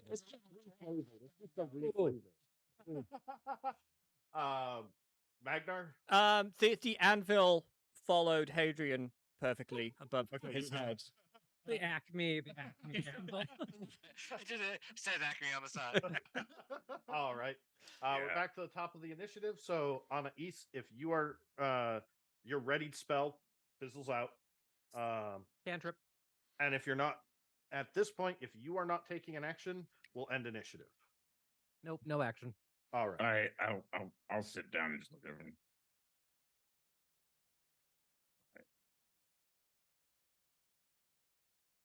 I'm gonna go to sleep. Share you all.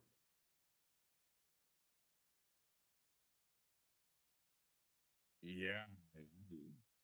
This is called an intervention if you've never heard of one before. If we need to take watches, we will.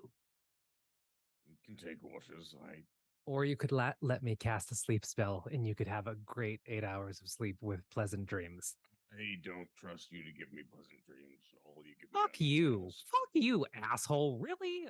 You know what? You guys deal with this dick. And she's gonna turn and walk downstairs towards where Where Wastoria's the bathroom. bathroom, Yeah. where the You will ask, of course, just like last time. She hasn't used it yet, but she will make her way that way and glance back at Westora and take be your like, blood wine with you. Yep. She will take, I'm gonna go with Emery with Anais. sounds good. Oh yeah. I'm gonna go to my room. No, you're not. No, you're not.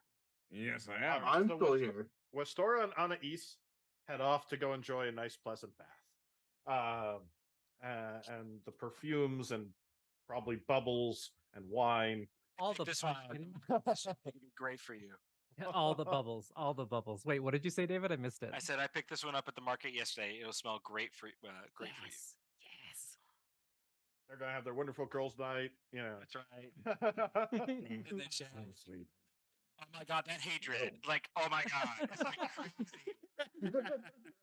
He's such like an emo goth. It's like, No, it's she like, would- like depressed much. She would be like, so actually that play though, like what's it about? Like, tell me more about them. It's like totally like the story about like this woman who's like married, but then Come like she on. realizes like, you know, even though she gave up everything for like her husband doesn't appreciate her. She's like, and then like walks out. It's awesome. Doll's house. Got it. So I'm gonna go to sleep in my All room. right. No, you're not. So Magnar and Garth and Hadrian, you guys are in the dining room. So they're and Hadrian, you're trying to tell them that you're going to go to sleep in your room, and they're like, no, no. So You're gonna sit here and you're gonna sleep. I'll sit here and sleep. Yes. Yeah. And I will Cross stay the up out. all night if I have to. I mean, will I sit here and sleep. probably and won't. commune with the fucking thing if I have to. On this dinner table, which is No, if very there's Macbeth. any- but If there's any verbal parts of this, I will. I don't think there is. I'm gonna. It's knock you all in out. my head. It's all in my head. make a deception check, Hadrian, and Magnar and Garth make insights.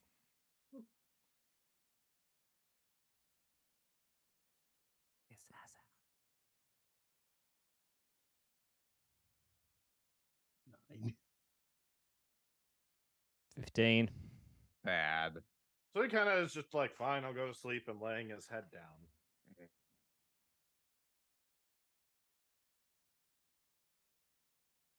You can deal with this mess. One by one. Well, you what? Leave me. No, I'm still here. Oh, that's good. Shall I drop the anvil on his head? Make sure he stays asleep. All right, I'll let it drop. All right, I need initiatives from the three of you. Wait. You're asleep, or at least pretending to be. I. Yeah.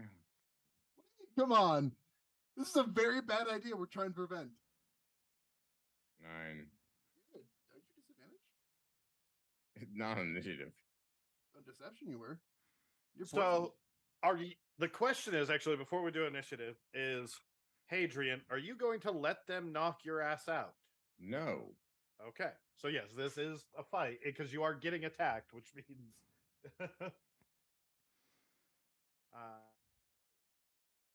Oh, my initiative roll doesn't count. The first time Magnar rolls more than a bloody 8. And oh no, it is there. Haha. It is there. It's just There. waiting for. It is preserved in history. All right. So Garth, you see the anvil about to drop. What are you doing? I'll hold my action to see what happens here. If he's still up.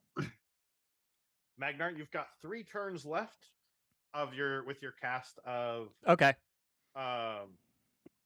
spiritual weapons. So roll your spiritual weapons attack. At advantage because Hadrian's prone. Do I still have it? Guys, I just want to go to sleep. Like, what? No, you don't. That's the problem. Yeah. You're lying. Like, if Hadrian actually was just going to sleep, this wouldn't be happening. They are trying to stop you from doing something that they believe is incredibly dangerous and stupid. No, that's the actual damage. That's the actual damage. Hang on, where's the? Does it just hit? No. No. No, you no. gotta roll, It's an attack roll. Maybe use your spell attack modifier. If you click on it on your sheet, look when your where weapons are. Where my weapons are. Okay, yeah, I got it. It's You have to 16. click it again because you're at advantage. Mhm. Oh, and advantage, yes. And I have a plus 23, and I have +1 to my attack DC on spells right now because of So it's a 24. 24. What's the? We'll just go with the damage that you rolled before for 9 force. Okay. As the anvil smacks into your head, Hadrian, what are you doing? I get up. Fine. Fine.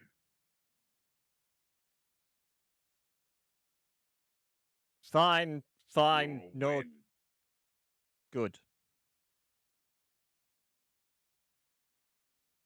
No, do you mean it this time, or are you gonna lie to us again? I mean it. I've always. We just have. I've one always night. meant it. I just want, I guess. We just have one night. Is all I ask. Yeah, sure.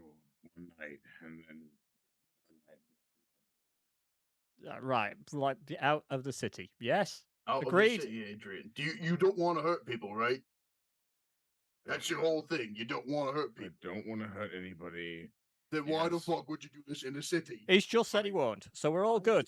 Oh, doing? You understand that? That I don't know anything.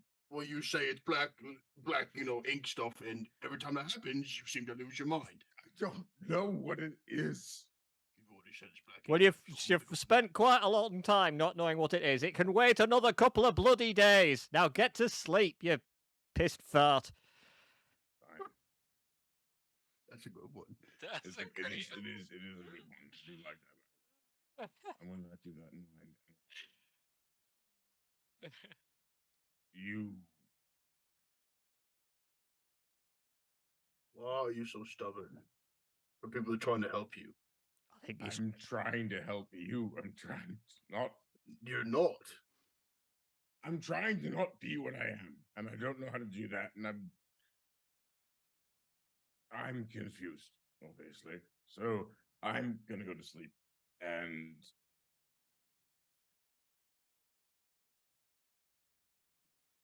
Have a seat.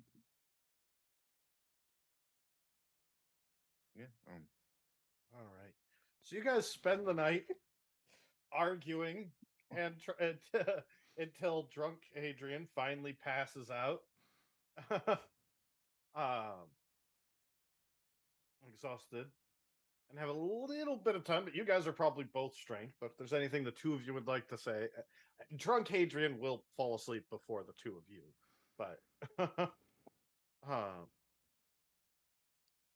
is there anything Garth or Magnar would like to say to each other? That sure was an interesting night. I didn't end quite the way. I Oh, usually did you? fall asleep before all of that kind Yeah, of thing. And welcome to club. I'll wake up to find out that I've missed. It's quite fun to be part of it, I suppose. It's fun. Yeah.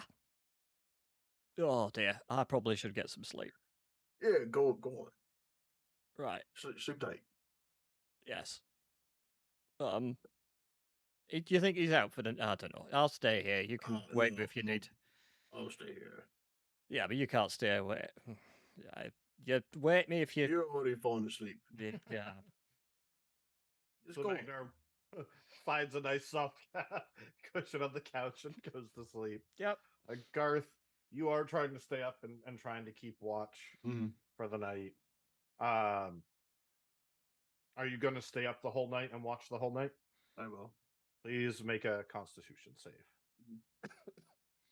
And then Anais and Westora, you two are having a nice. Is there anything you two would like to say to each other?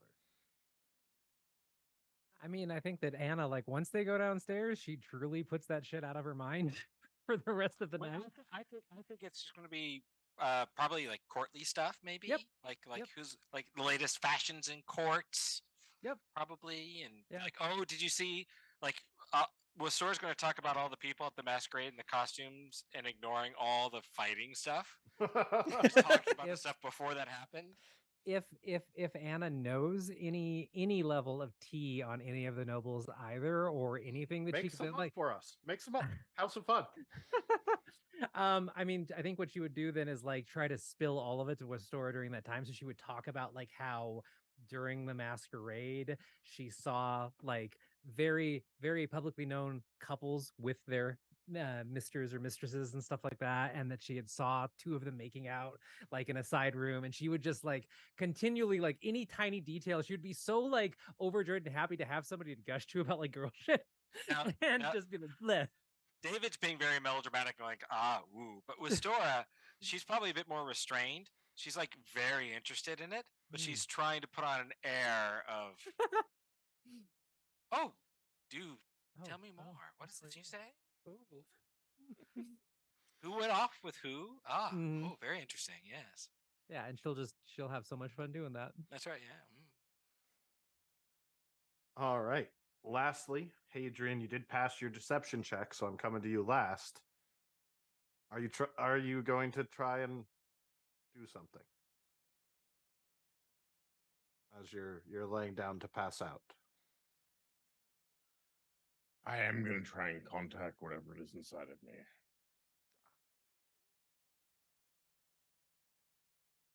Are you sure you would like to do that? Only if I'm able to tell it to fuck off. But if I You can't don't know do what's that- going to happen. I'm asking, are you sure if you would like to reach out to this entity? Don't know what will happen. All right. Well, given that that's the way you phrased it, then no. Because I want to tell it to get out of me, but I can't. So I will assume you're yelling inside your head for the thing to get out of you, but not actively trying to psychically reach out to something. Right. You also don't have ritual caster or any like you're not doing anything. No, to try and commune with something, so- I'm aware. But internally, I can. He's a You're broken screaming. person, But you right? end up Like passing out, kind of Yeah. screaming in your head, kind of screaming at the walls in your head, so to speak. Yeah. And I feel like everyone would come downstairs to Hadrian having cut some of the walls up. Unfortunately, I've stayed all well, night yeah, watching. yeah. Garth is watching you the whole night. I would attack the walls with ignites. I knew flame tongue, so yeah, hell yeah.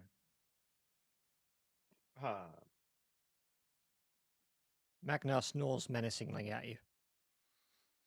Dwarven snores are a weapon. But you'd be screaming until you pass out. You wouldn't be getting up and doing that. Like you were trying to go sleep. You were just trying to yell at things in your head, hoping it would do something. And it's just internal screaming as the day goes on. With Stora, since she only needs 4 hours of trance, and she was probably in the best shape of everybody when she went to bed that night, is going to try and make breakfast for them. Yay! Am I exhausted? With that, yes, you are. I was just looking at your save. You do gain a point of exhaustion. I don't think you took any damage or spent any spell slots, so I think that's the only effect. But Westora, because we have joke in the past joke that Westora doesn't really know that. Please make a chef's tools or charisma. Could I help well- with this by any chance? I'm doing it before everybody's Yeah, awake. Yeah, That's kind of the you point. had to get 8 hours of rest, so Yeah. I have cook's utensils proficiency, but when I click on it on roll 20, it just pops it up there. Is there a way for me to just Oh. roll? It just roll your charisma and add your proficiency modifier to it. All right, sounds good. I rolled a 23 plus You cook 26 total. an amazing breakfast. Sure. So when they wake up, there's about 4 courses. The first of which is sort of a light fruit salad with a very Ooh. sweet cream that's been whipped, followed by a quiche that's been baked to perfection with layers of potato and spinach. It smells divine. Followed by sort of a corned beef hash that the corned beef is kind of crispy in pieces and stuff like that. It's more like a corned beef, like corned brisket, sort of chopped up and with potatoes all mixed in. It's a nice hearty thing. Finishing with a nice sort of espresso coffee. And those of you who eat the breakfast and enjoy it, Westora is not a bard, but I'm going to give you all basically a bardic inspiration die for the day. I'm not going to take it myself because I live only to impress others. What a D next to that? Yeah, a D6, and you can spend it on any roll for the day. Throughout the day, like one roll at some point during the day, and it's a use it or lose it. So if you guys don't end up making your rolls, it's nothing. But if you do, because you might, you can use it. And by the way, when you all come down and Restore is serving it, she has an expression on her face every time she serves all of you except for Anais, because we chatted. We had a nice evening in the bath chatting. But everybody else, when she serves you, she has a look on her face that says, "I'm not judging." And she is. I look like death. I am tired. Oh, Staying up all night. It hurt. Is there any- You may have deserved that. As you guys no, enjoy your not Garth. breakfast and have recovered,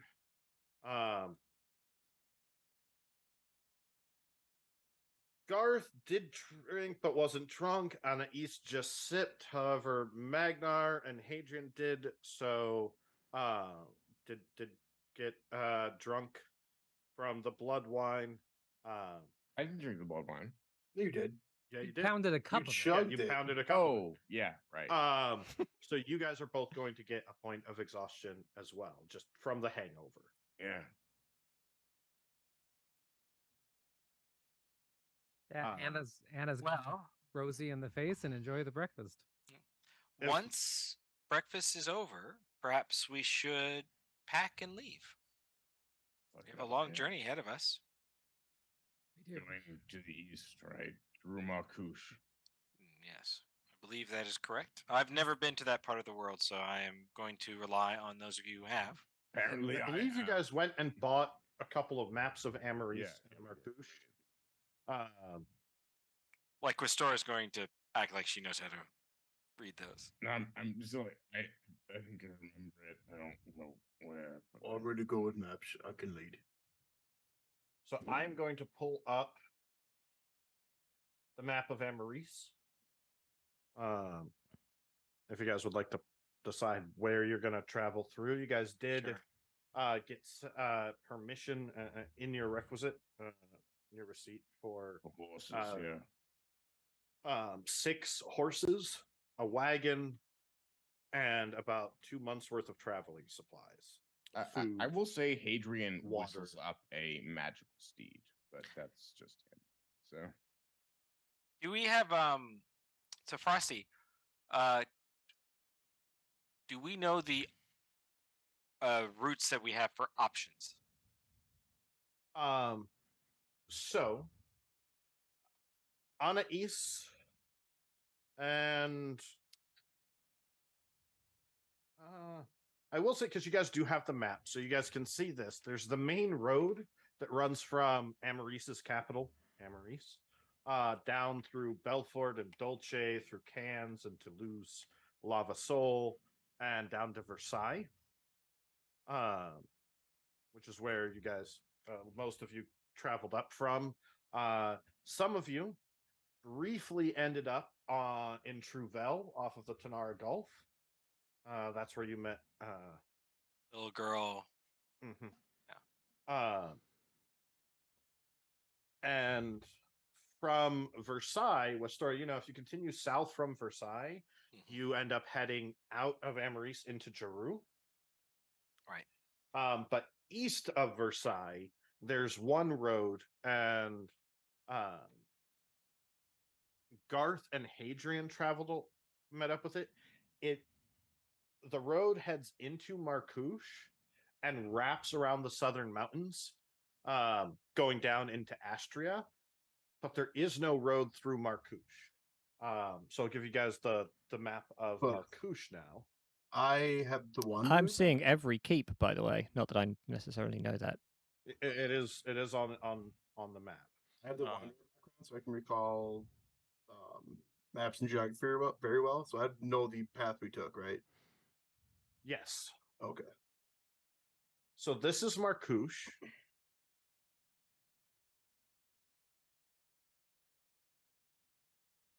Zoom out a bit on my map. So And Versailles is just off the western edge of this map. Okay, yeah, so right over here. Between the two, but between the mountain range. You can actually see on this map in the southwest corner the border of Astria. On the very far south, you can see a couple of the Astrian cities. Is that black dotted line right here? Yes. Okay. On the far east of Marcouche, Mm. where the other dotted line is, Yeah, right far here. across the dunes, is the Valachian border on the eastern side. And to the north, just above the woods, is the border of Balder. And you can actually see on this map the city of Baldur's Gate. Right up here on this lake. Yep, on the Okay. lake. There is only one city that is known to exist in Markush, and that is Arashava in the center, in This weird- one of this the big- craters. Well, Yeah. well, I mean- Yeah. What you guys did, Garth and Hadrian, is you came through one of the southern roads. There are two cities that you know about that are not publicly known. One is Ruins and Shamble, and mostly just where mercenaries and scavengers and Markusian wanderers will meet up to trade along the border of Wallachia. There's one city south of there along the coast that does, it is somewhat of an establishment. The Markusians raid there sometimes. It's sort of it's not an official nation or country that anybody claims. It's just sort of a mishmash city that's risen up. You guys passed through there and then crossed the dunes and most of the cliffs, making your way just basically straight west.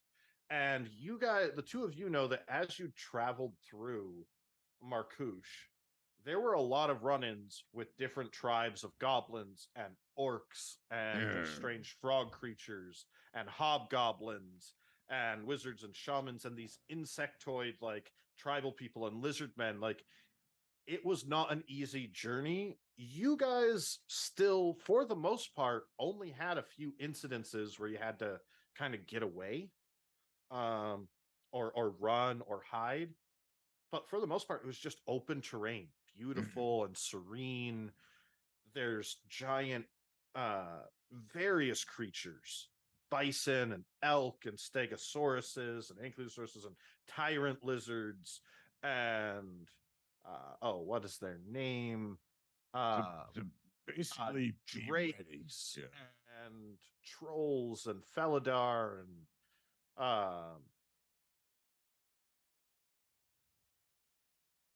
all kinds of stuff. Right. And it's very serene. Like, think Jurassic Park, when you're walking through it and you're seeing all the giant trees yeah. and We everything. hear the music in the background. So But there's no roads. The Right. other thing that you guys know,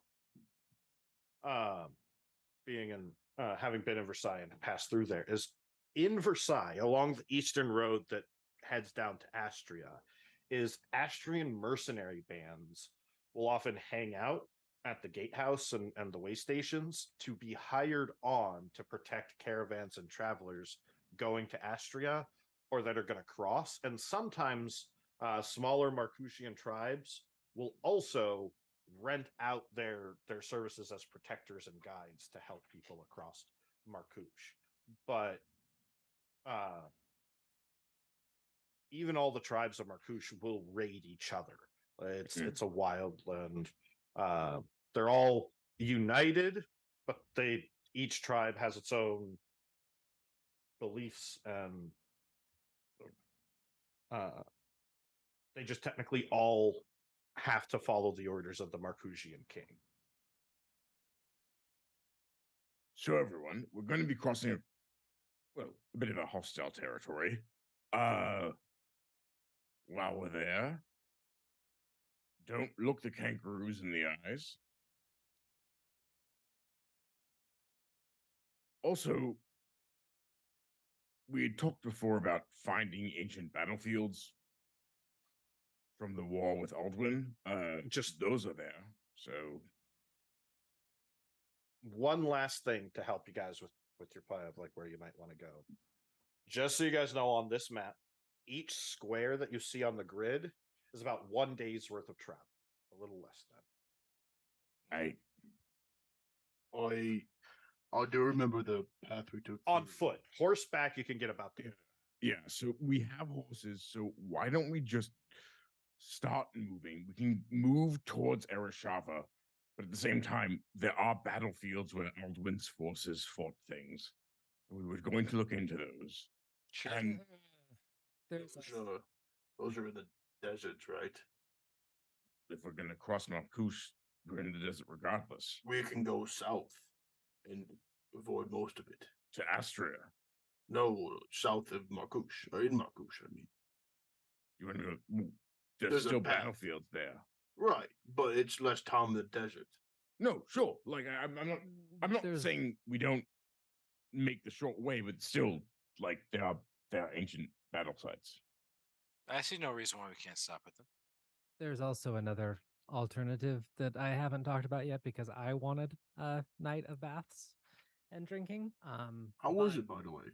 Oh, it was amazing. Lastora Was picked it? this wonderful scent out in the market for me, and I got to try it. And I Sounds think that's lovely. it was, it actually paired really well with the kick you in the face blood wine. Little bit of both senses and all that kind of stuff. It was great. Thank you for staying up here, by the way, Garth. I'm sorry that it was such a rough night. I didn't mean for you and Magnar to take the brunt of that. No, it was all right. I'm happy to. Thank you. Well, I owe you another bottle of that at least. I'll cast my eyes downwards and just. Well, while I was looking through Jill's former residence, I found a lot of interesting documentation about him using the inquisitorial transporters. I'm still in Star Trek mode. The inquisitorial Six to beam up. Maybe using the inquisitorial teleporter circles, and he was moving a large amount of unmarked supplies to every keep, and she kind of taps it on the map. There's also an interesting case that shouldn't have been in Jill's house to begin with about a strange phase ship, as far as I can tell. And she tosses her notebook on the table with the notes scrawled out that in detail talk about the dark burned wood and the tattered sails and everything. And she kind of recounts it. I just can't do it as good as Frosty did with the details, but she taps at the book and goes, Jill could have more of his research here.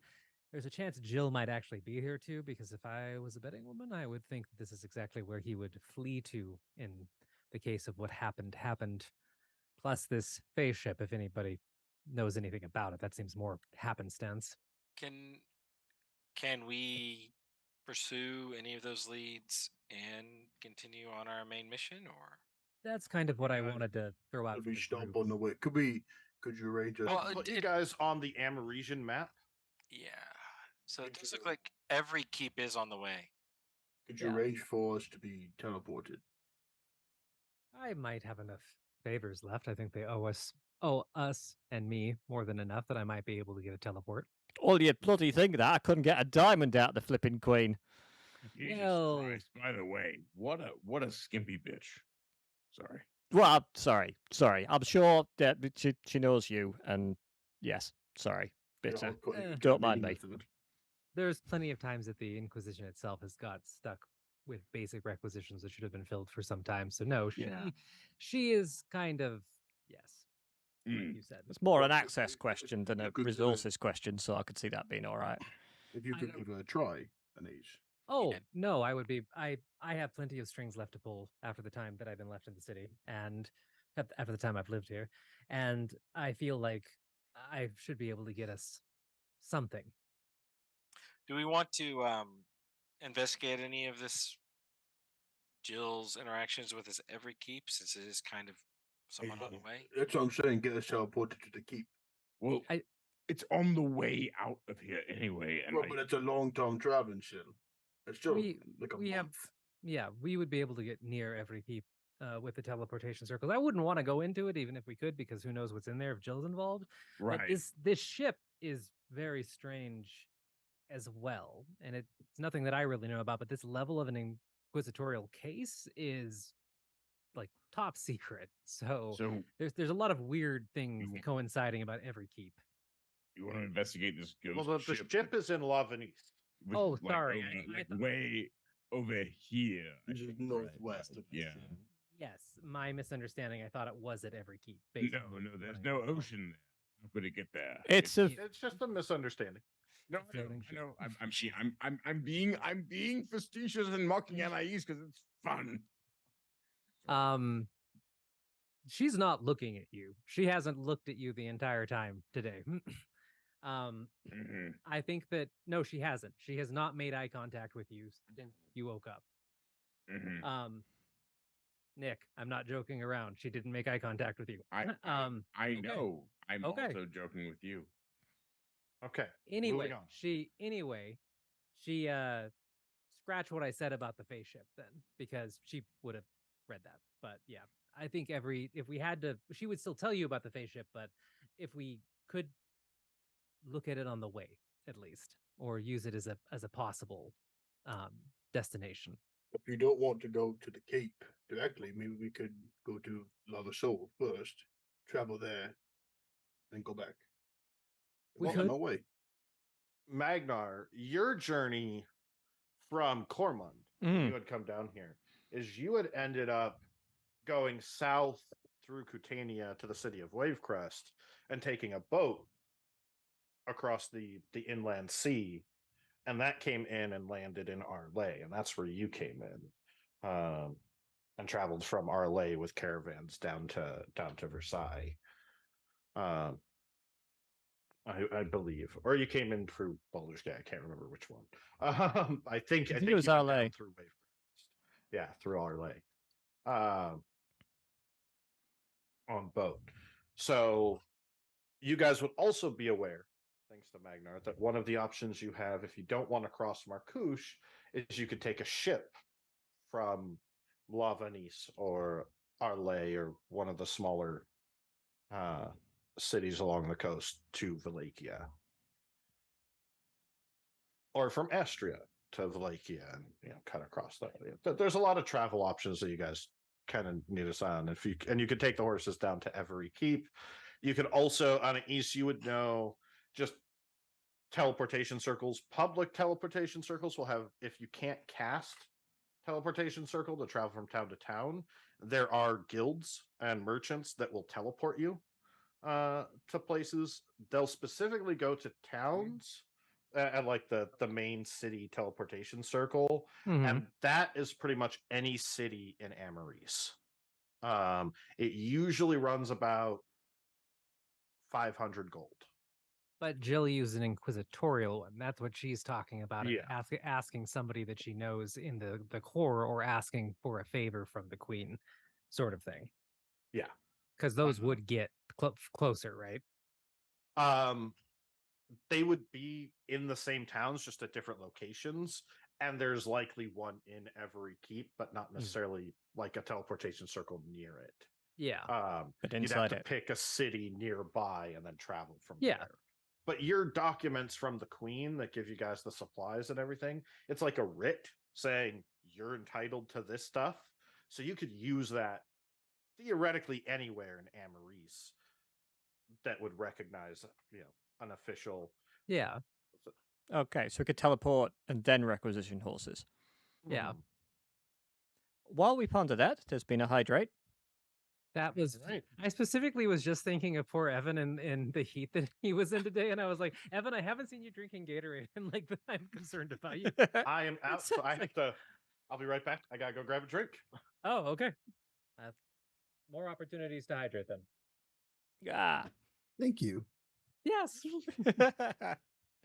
I am drinking scotch. So I actually don't. That's hydrating. I mean, I literally am out of water now, and I have whiskey too, so it's like. I typed it in our personal chat, but I do want to share that, and I know Nick knows this, but it's not called Scotch in Scotland. It's just called a whiskey. I'm aware. So Scotch is whiskey. Just point that out. It is, yes.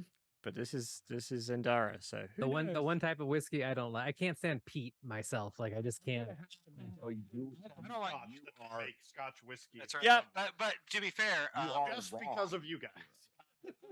a lot of Scotch isn't peaty at all. Yeah, right, yeah. right. And I've had non-peaty Scotch. Yeah, before. So, Kira, you're From Speyside whiskeys, which are not peaty typically, Yeah. okay, but like the Glenlivets, Macallan. I love a Macallan. but Mhm. you two are still wrong. I'm just pointing that out. Anyway, so we've hydrated. we're staring at ruddy great maps. So I think it's coming down to the question of if we want to teleport to save some time, or if we want to try walking it. Right? No. It's Well, only riding it or we can boating ride it. or boat, and I vote riding. I don't trust the ocean. I would say writing. I mean, in the end, I think if you look at where we're trying to go, I mean, the boat would get us down to because we need to go down towards Versailles Yeah. and then head east. I- And so I to would- take the boat, we'd have to go Levinis and then go down the coastline. I think that a teleportation circle and then riding is probably the most reliable. Plus, there's plenty of us that can cast other forms of travel aids on land, not so much sea. We could I mean, that get makes horses in Lavasol. Why don't we teleport there and pick up our supplies? Um, And I can lead us. I'm pretty good at leading people through area, I guess, would be how It does describe sound it. like, yeah. So, and I do remember the path I took to get here came from North Valakia. So, I mean, I think that's perfect. Then we try and teleport down to Lavasol. We can check out every keep. You can be every keep if we want. You can be our guide, Garth, and that saves us some valuable time and wear and tear on the road. All right, I agree. I do as Now- well. Now the question is, I have a lot of strings I can pull. They're still not guarantees, especially now that I've lost my ring. But say I can't, for some crazy reason, secure us something. How much gold do you all have as a group? Because if we want to do something a little more public, it's going to cost for teleportation. I Sorry. I go ahead, have- sorry. I have about 900. I have about 1,000 gold. After buying Ignix, I have about 95 gold. I have a fair bit of gold. I can't count it, but I think we can probably chip together enough. oh, right, bloody hell! I should. if we yeah, need to. yeah. I've just got over 1,000. yeah, Well, think we I can- afford- I don't know how much teleportation costs, but I mean, if it starts to get outrageous, then we'll just get the horses here and ride down. yeah. We will, but I can if you all want to pack, it sounds like we have a pretty coming together solid plan. If you want to pack and start getting affairs in order, I can try and call in some favors. Question: And yes, what do we do with Elizabeth? Elizabeth. What her name's one of those. It's funny that you should mention that because that was the next thing on my list I was going to bring up actually, Garth, is my house is going to be empty. And I have a friend, a very dear friend of mine, who has experience with children. And I was thinking of tossing the idea out there that she might be able to take care of Elizabeth for the foreseeable future and use my house. Works for me. That works for me, yeah. Who's this friend? Say what, Adrian? Who is this friend? I said.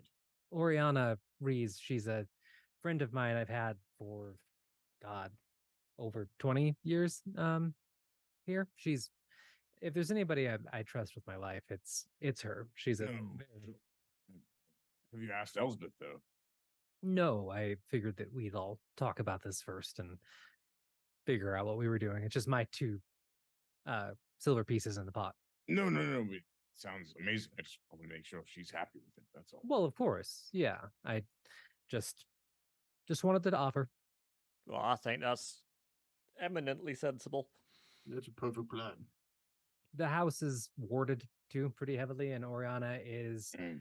probably one of the few people that could whip my ass without even blinking an eye. So she's more than a protective force for Elsbeth while we're gone. Elsbeth, Yeah. you come down here, princess. We have to talk to you about the castle you might be living in soon. Okay. As she comes down, I assume with Barry, and I'm gonna kneel down next to her. Hey, She's so- got a little pot on her head and is riding Barry. yeah. Stick. Of course. I'm gonna pick her up off of Barry and hold her in my arms. Hey, so you know you're special to us, right? So And this is a great moment, Kira. If you would like to give everyone a little speech on safety systems, I have to X card this scene with Elspeth for today. So I'm going to say, you guys talk to her. She's cool with it. You part her up to everything like that. But I do need to X card course, the yeah. Elspeth scene. Understood. And I'll give Kira a chance at the end of the session to tell everyone about the wonderful safety tool systems that are utilized by various gamers across the source. And I'll show you guys how to incorporate it into Roll20. Just for the record, boom. There we go. All right. So Anais, as you are going into town to try and negotiate, you do have strings and favors. The question is do you still have enough clout and pull to kind of pull in this big of a favor? So Mhm. I'm going to say make a charisma save. Okay. I don't suppose you keep my aura bonus here because I'd be with her. You would. You wouldn't be with me if I'm going to do this. Anna's not taking anybody with her because she's going to go talk to her like old coworkers and stuff like that. Yeah. Yes. Yeah. Well, this is for teleportation, is what we're Yeah. talking about right now. Is Anna going to? Oh, Yeah. Yeah, this is the teleportation circle. Oh, I thought it was Yeah. for Albert. No, Yeah, no. then fuck you. You do your thing. Yeah.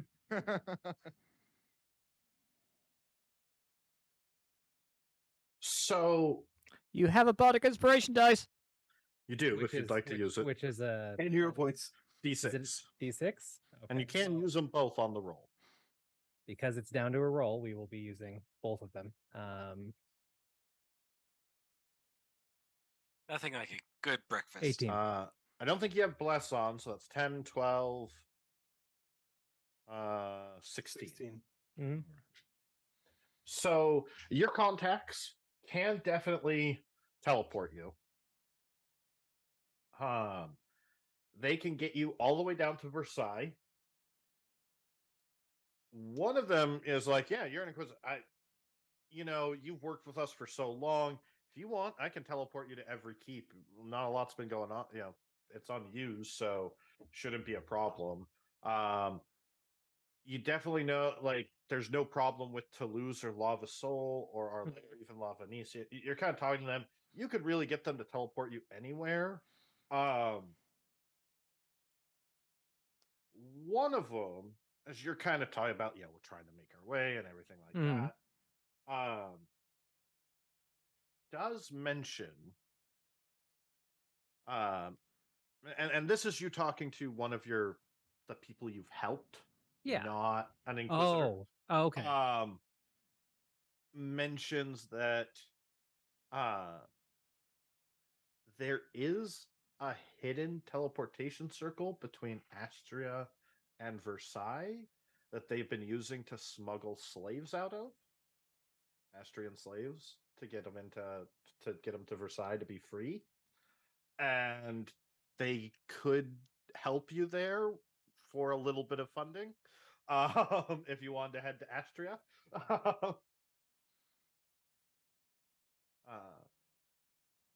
He doesn't know the sigil. The guy who knows the sigil for the Astrian teleportation circle is only in Versailles.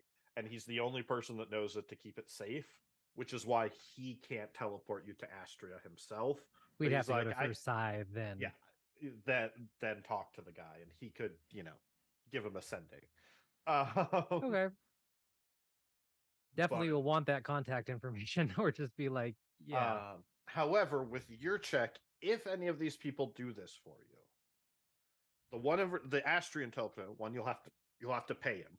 Yeah. But he can get you to a hidden teleportation circle in Astria. The others, you'll owe a favor. Mhm. They're willing to help you, get you there, no problem. But you'll owe them a big one, basically. Mhm.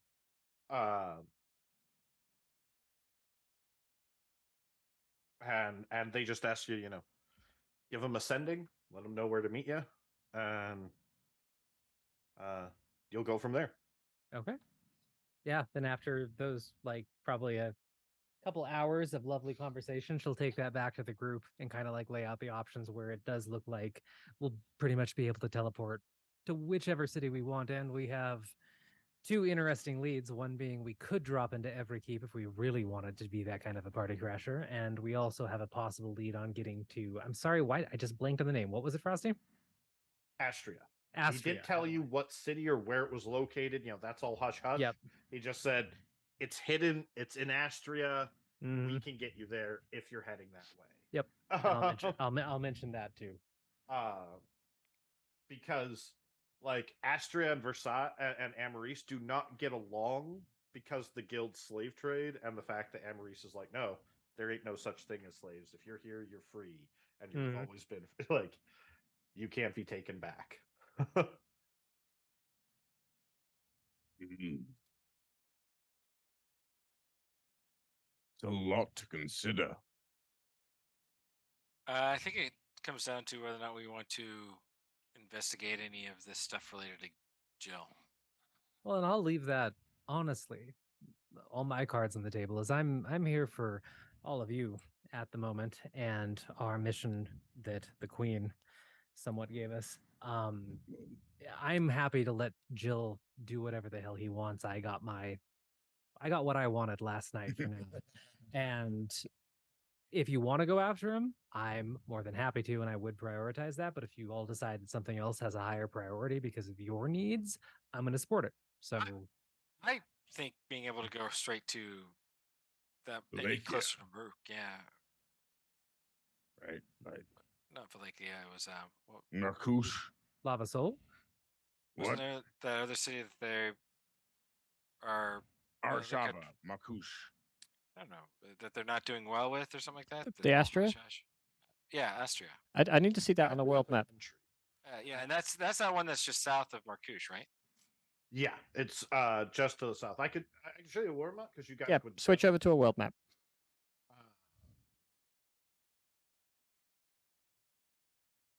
Yeah, Astria. Well, that wouldn't necessarily get us any closer to where we're going to Marcouche, though. It might be better for us to go closer I to. feel like we should go to Marcouche and see what's going on there and try and get to Valencia and do the things. And Yeah, if we don't care about every keep, I don't see any reason to go to Astria. So I say we teleport to Versailles and then cross over. yeah. Also, don't get me wrong. I just don't want to get into more of Jill's weird shit. It's understandable. We don't even know if Jill's there. No, I know, but I just. As far as we know, he's dead. I would prefer to live in that world, yes. So would I. I did. The only thing I can think of that might be of value is if Jill has any more information that might be of interest to you. I like his eyes glance down. From what I've heard, from what I read, it seems that I am at least largely responsible for a lot of what's going on now, and that's enough. That's enough to make me need to fix this shit. Well, with Stora's right, fixing it could technically be at every keep. The truth is, we don't know. We don't. We just don't know. It's an educated guess at this point. It's possible. Jill was researching a lot of things. Some of it might be useful to helping you find answers. That's the only reason to do it. But it's a long shot. I mean, odds are we'd go there and there wouldn't be anything of use. Given that the Queen said, I would vote Marcouche, if only because I want to get the fuck out of this place. All right. And I say we teleport to Versailles and then cross over from there. Sounds lovely to me. Are we interested in going to Astria? Through Versailles. Astria is not necessarily that much closer to anything of interest in Marcouche. Slave area. I'm seeing anything there that is relevant. I mean, it's a mercantile kingdom. The reason that it was brought up was because of the resistance. And there are ruins. That's at the area of Astria is where Aldwin's last stand was. And a lot of the final battles took place. So if you guys were looking into that, that's Well, so it's to the south of Emery's, right? But it's like we could go through there on our way to Marcouche, right? Not No, quite. it No, is a mountain. if you look at the map, Oh, okay. you'd actually have to go to Jaru or Marcouche to get to Astria from. Yeah, you can't ignore east. I do want to see some of those battlefields, but I feel like it's not that's me, not us. So we should go to Marcouche. I have no problem if we want to do a detour, check out some of the battlefields personally. But Magnar, Garth? I am quite unfamiliar with the Astron area. Well, But just it's- just in general, would you feel more comfortable just getting it out of the way and going directly to Marcouche? Or what do you want right now? What do you need? I'm here for you guys. I don't really have much else. So whatever you want to do is fine with me. Okay. and you Oh, guys okay. could always catch a ship in Astria Yeah. to Valakia. I have idle curiosities which are of no consequence or import at this moment. Mm-hmm. I do need to find out what I did, but it does seem that no matter where we go, there are some answers there, given the scope of the war. So, And Marcus is sometimes fine. it's not about finding out what you did or the past, it's more focusing on the future. Thank you for the platitude. I will appreciate that. It's not a platitude, Adrian. It's just something to think about. You don't need to go dig through old battlefields and see the horrors and things like that. It's focusing on the future, which is the people around this table right now. So we should move forward and pick a destination together and we'll figure it out. Well, given that the Fine. Queen asked us to try and prevent the outbreak of Yeah. War. Valakia. Yep. it seems that Valakia has been always the target, yes. As we row. I mean, you're right. the If we were going to call in on every keep, that would be the time to do it because we're going past the bloody thing. But if we'd want to leave Jill well the other alone, then let's just get on with it and get to Marcouche. I don't care about him anymore. Or leave him alone. All right. Then let's do it. I can talk to my contacts and get us that teleportation to directly to Versailles. And then from Versailles, we can head to Marcouche and make our way towards Valakia. sounds good. Let's do Alright. it. Good. So you guys would spend a little bit of the day kind of making your arrangements and talking to Anais's contact and going and waiting in a dark alley for them to come over and be like, all right, come on, sneak in. You want to buy a teleport? Opens his jacket with Yeah, I was teleportation. just thinking that. Yeah. Just a bit of it. And he'd lead you to one of the hidden circles that they've got set up, and you've used these. These are mostly to keep things out of the way of the public, and like people will build private teleportation circles in their home, right? It's especially in Emery's, it's not common. This is just a business one, not open to the public. You're just not technically supposed to be able to use it anymore. Mhm. But you have no problem teleporting the whole group down to Versailles. When you arrive in Versailles, you do not arrive where the public teleportation circle was. And honest, you're a little thrown off by it. They've set up a new one over on the south side of the city. And Anna, this is your first time being here since hearing of the attack. And you can see the entire central district because Versailles is this huge kind of sprawling, it goes in every direction. It's not circular, it just Mhm. goes out, but like the central and northwestern sides of the city, where once there were these grand basilicas and temples and towers and glorious architecture and structures, is gone and just ruined. And there are still scorch marks and scars all across the city from the attack that happened here. And the rest of you were front and center for all of that and recall what happened and can see, but you guys can see the large scaffolds and construction work that's set up as they're working on rebuilding the city. You can see the temporary homes that have been set up for the displaced. And for the most part, the city has returned to life, kind of recovering from the trauma of that event. And it is not hard to make your way through. There's a smile or warm or somber feeling in your heart as you guys pass by the Tipsy Glass where you all met. Most of you, anyway, and your game of Liar's Dice.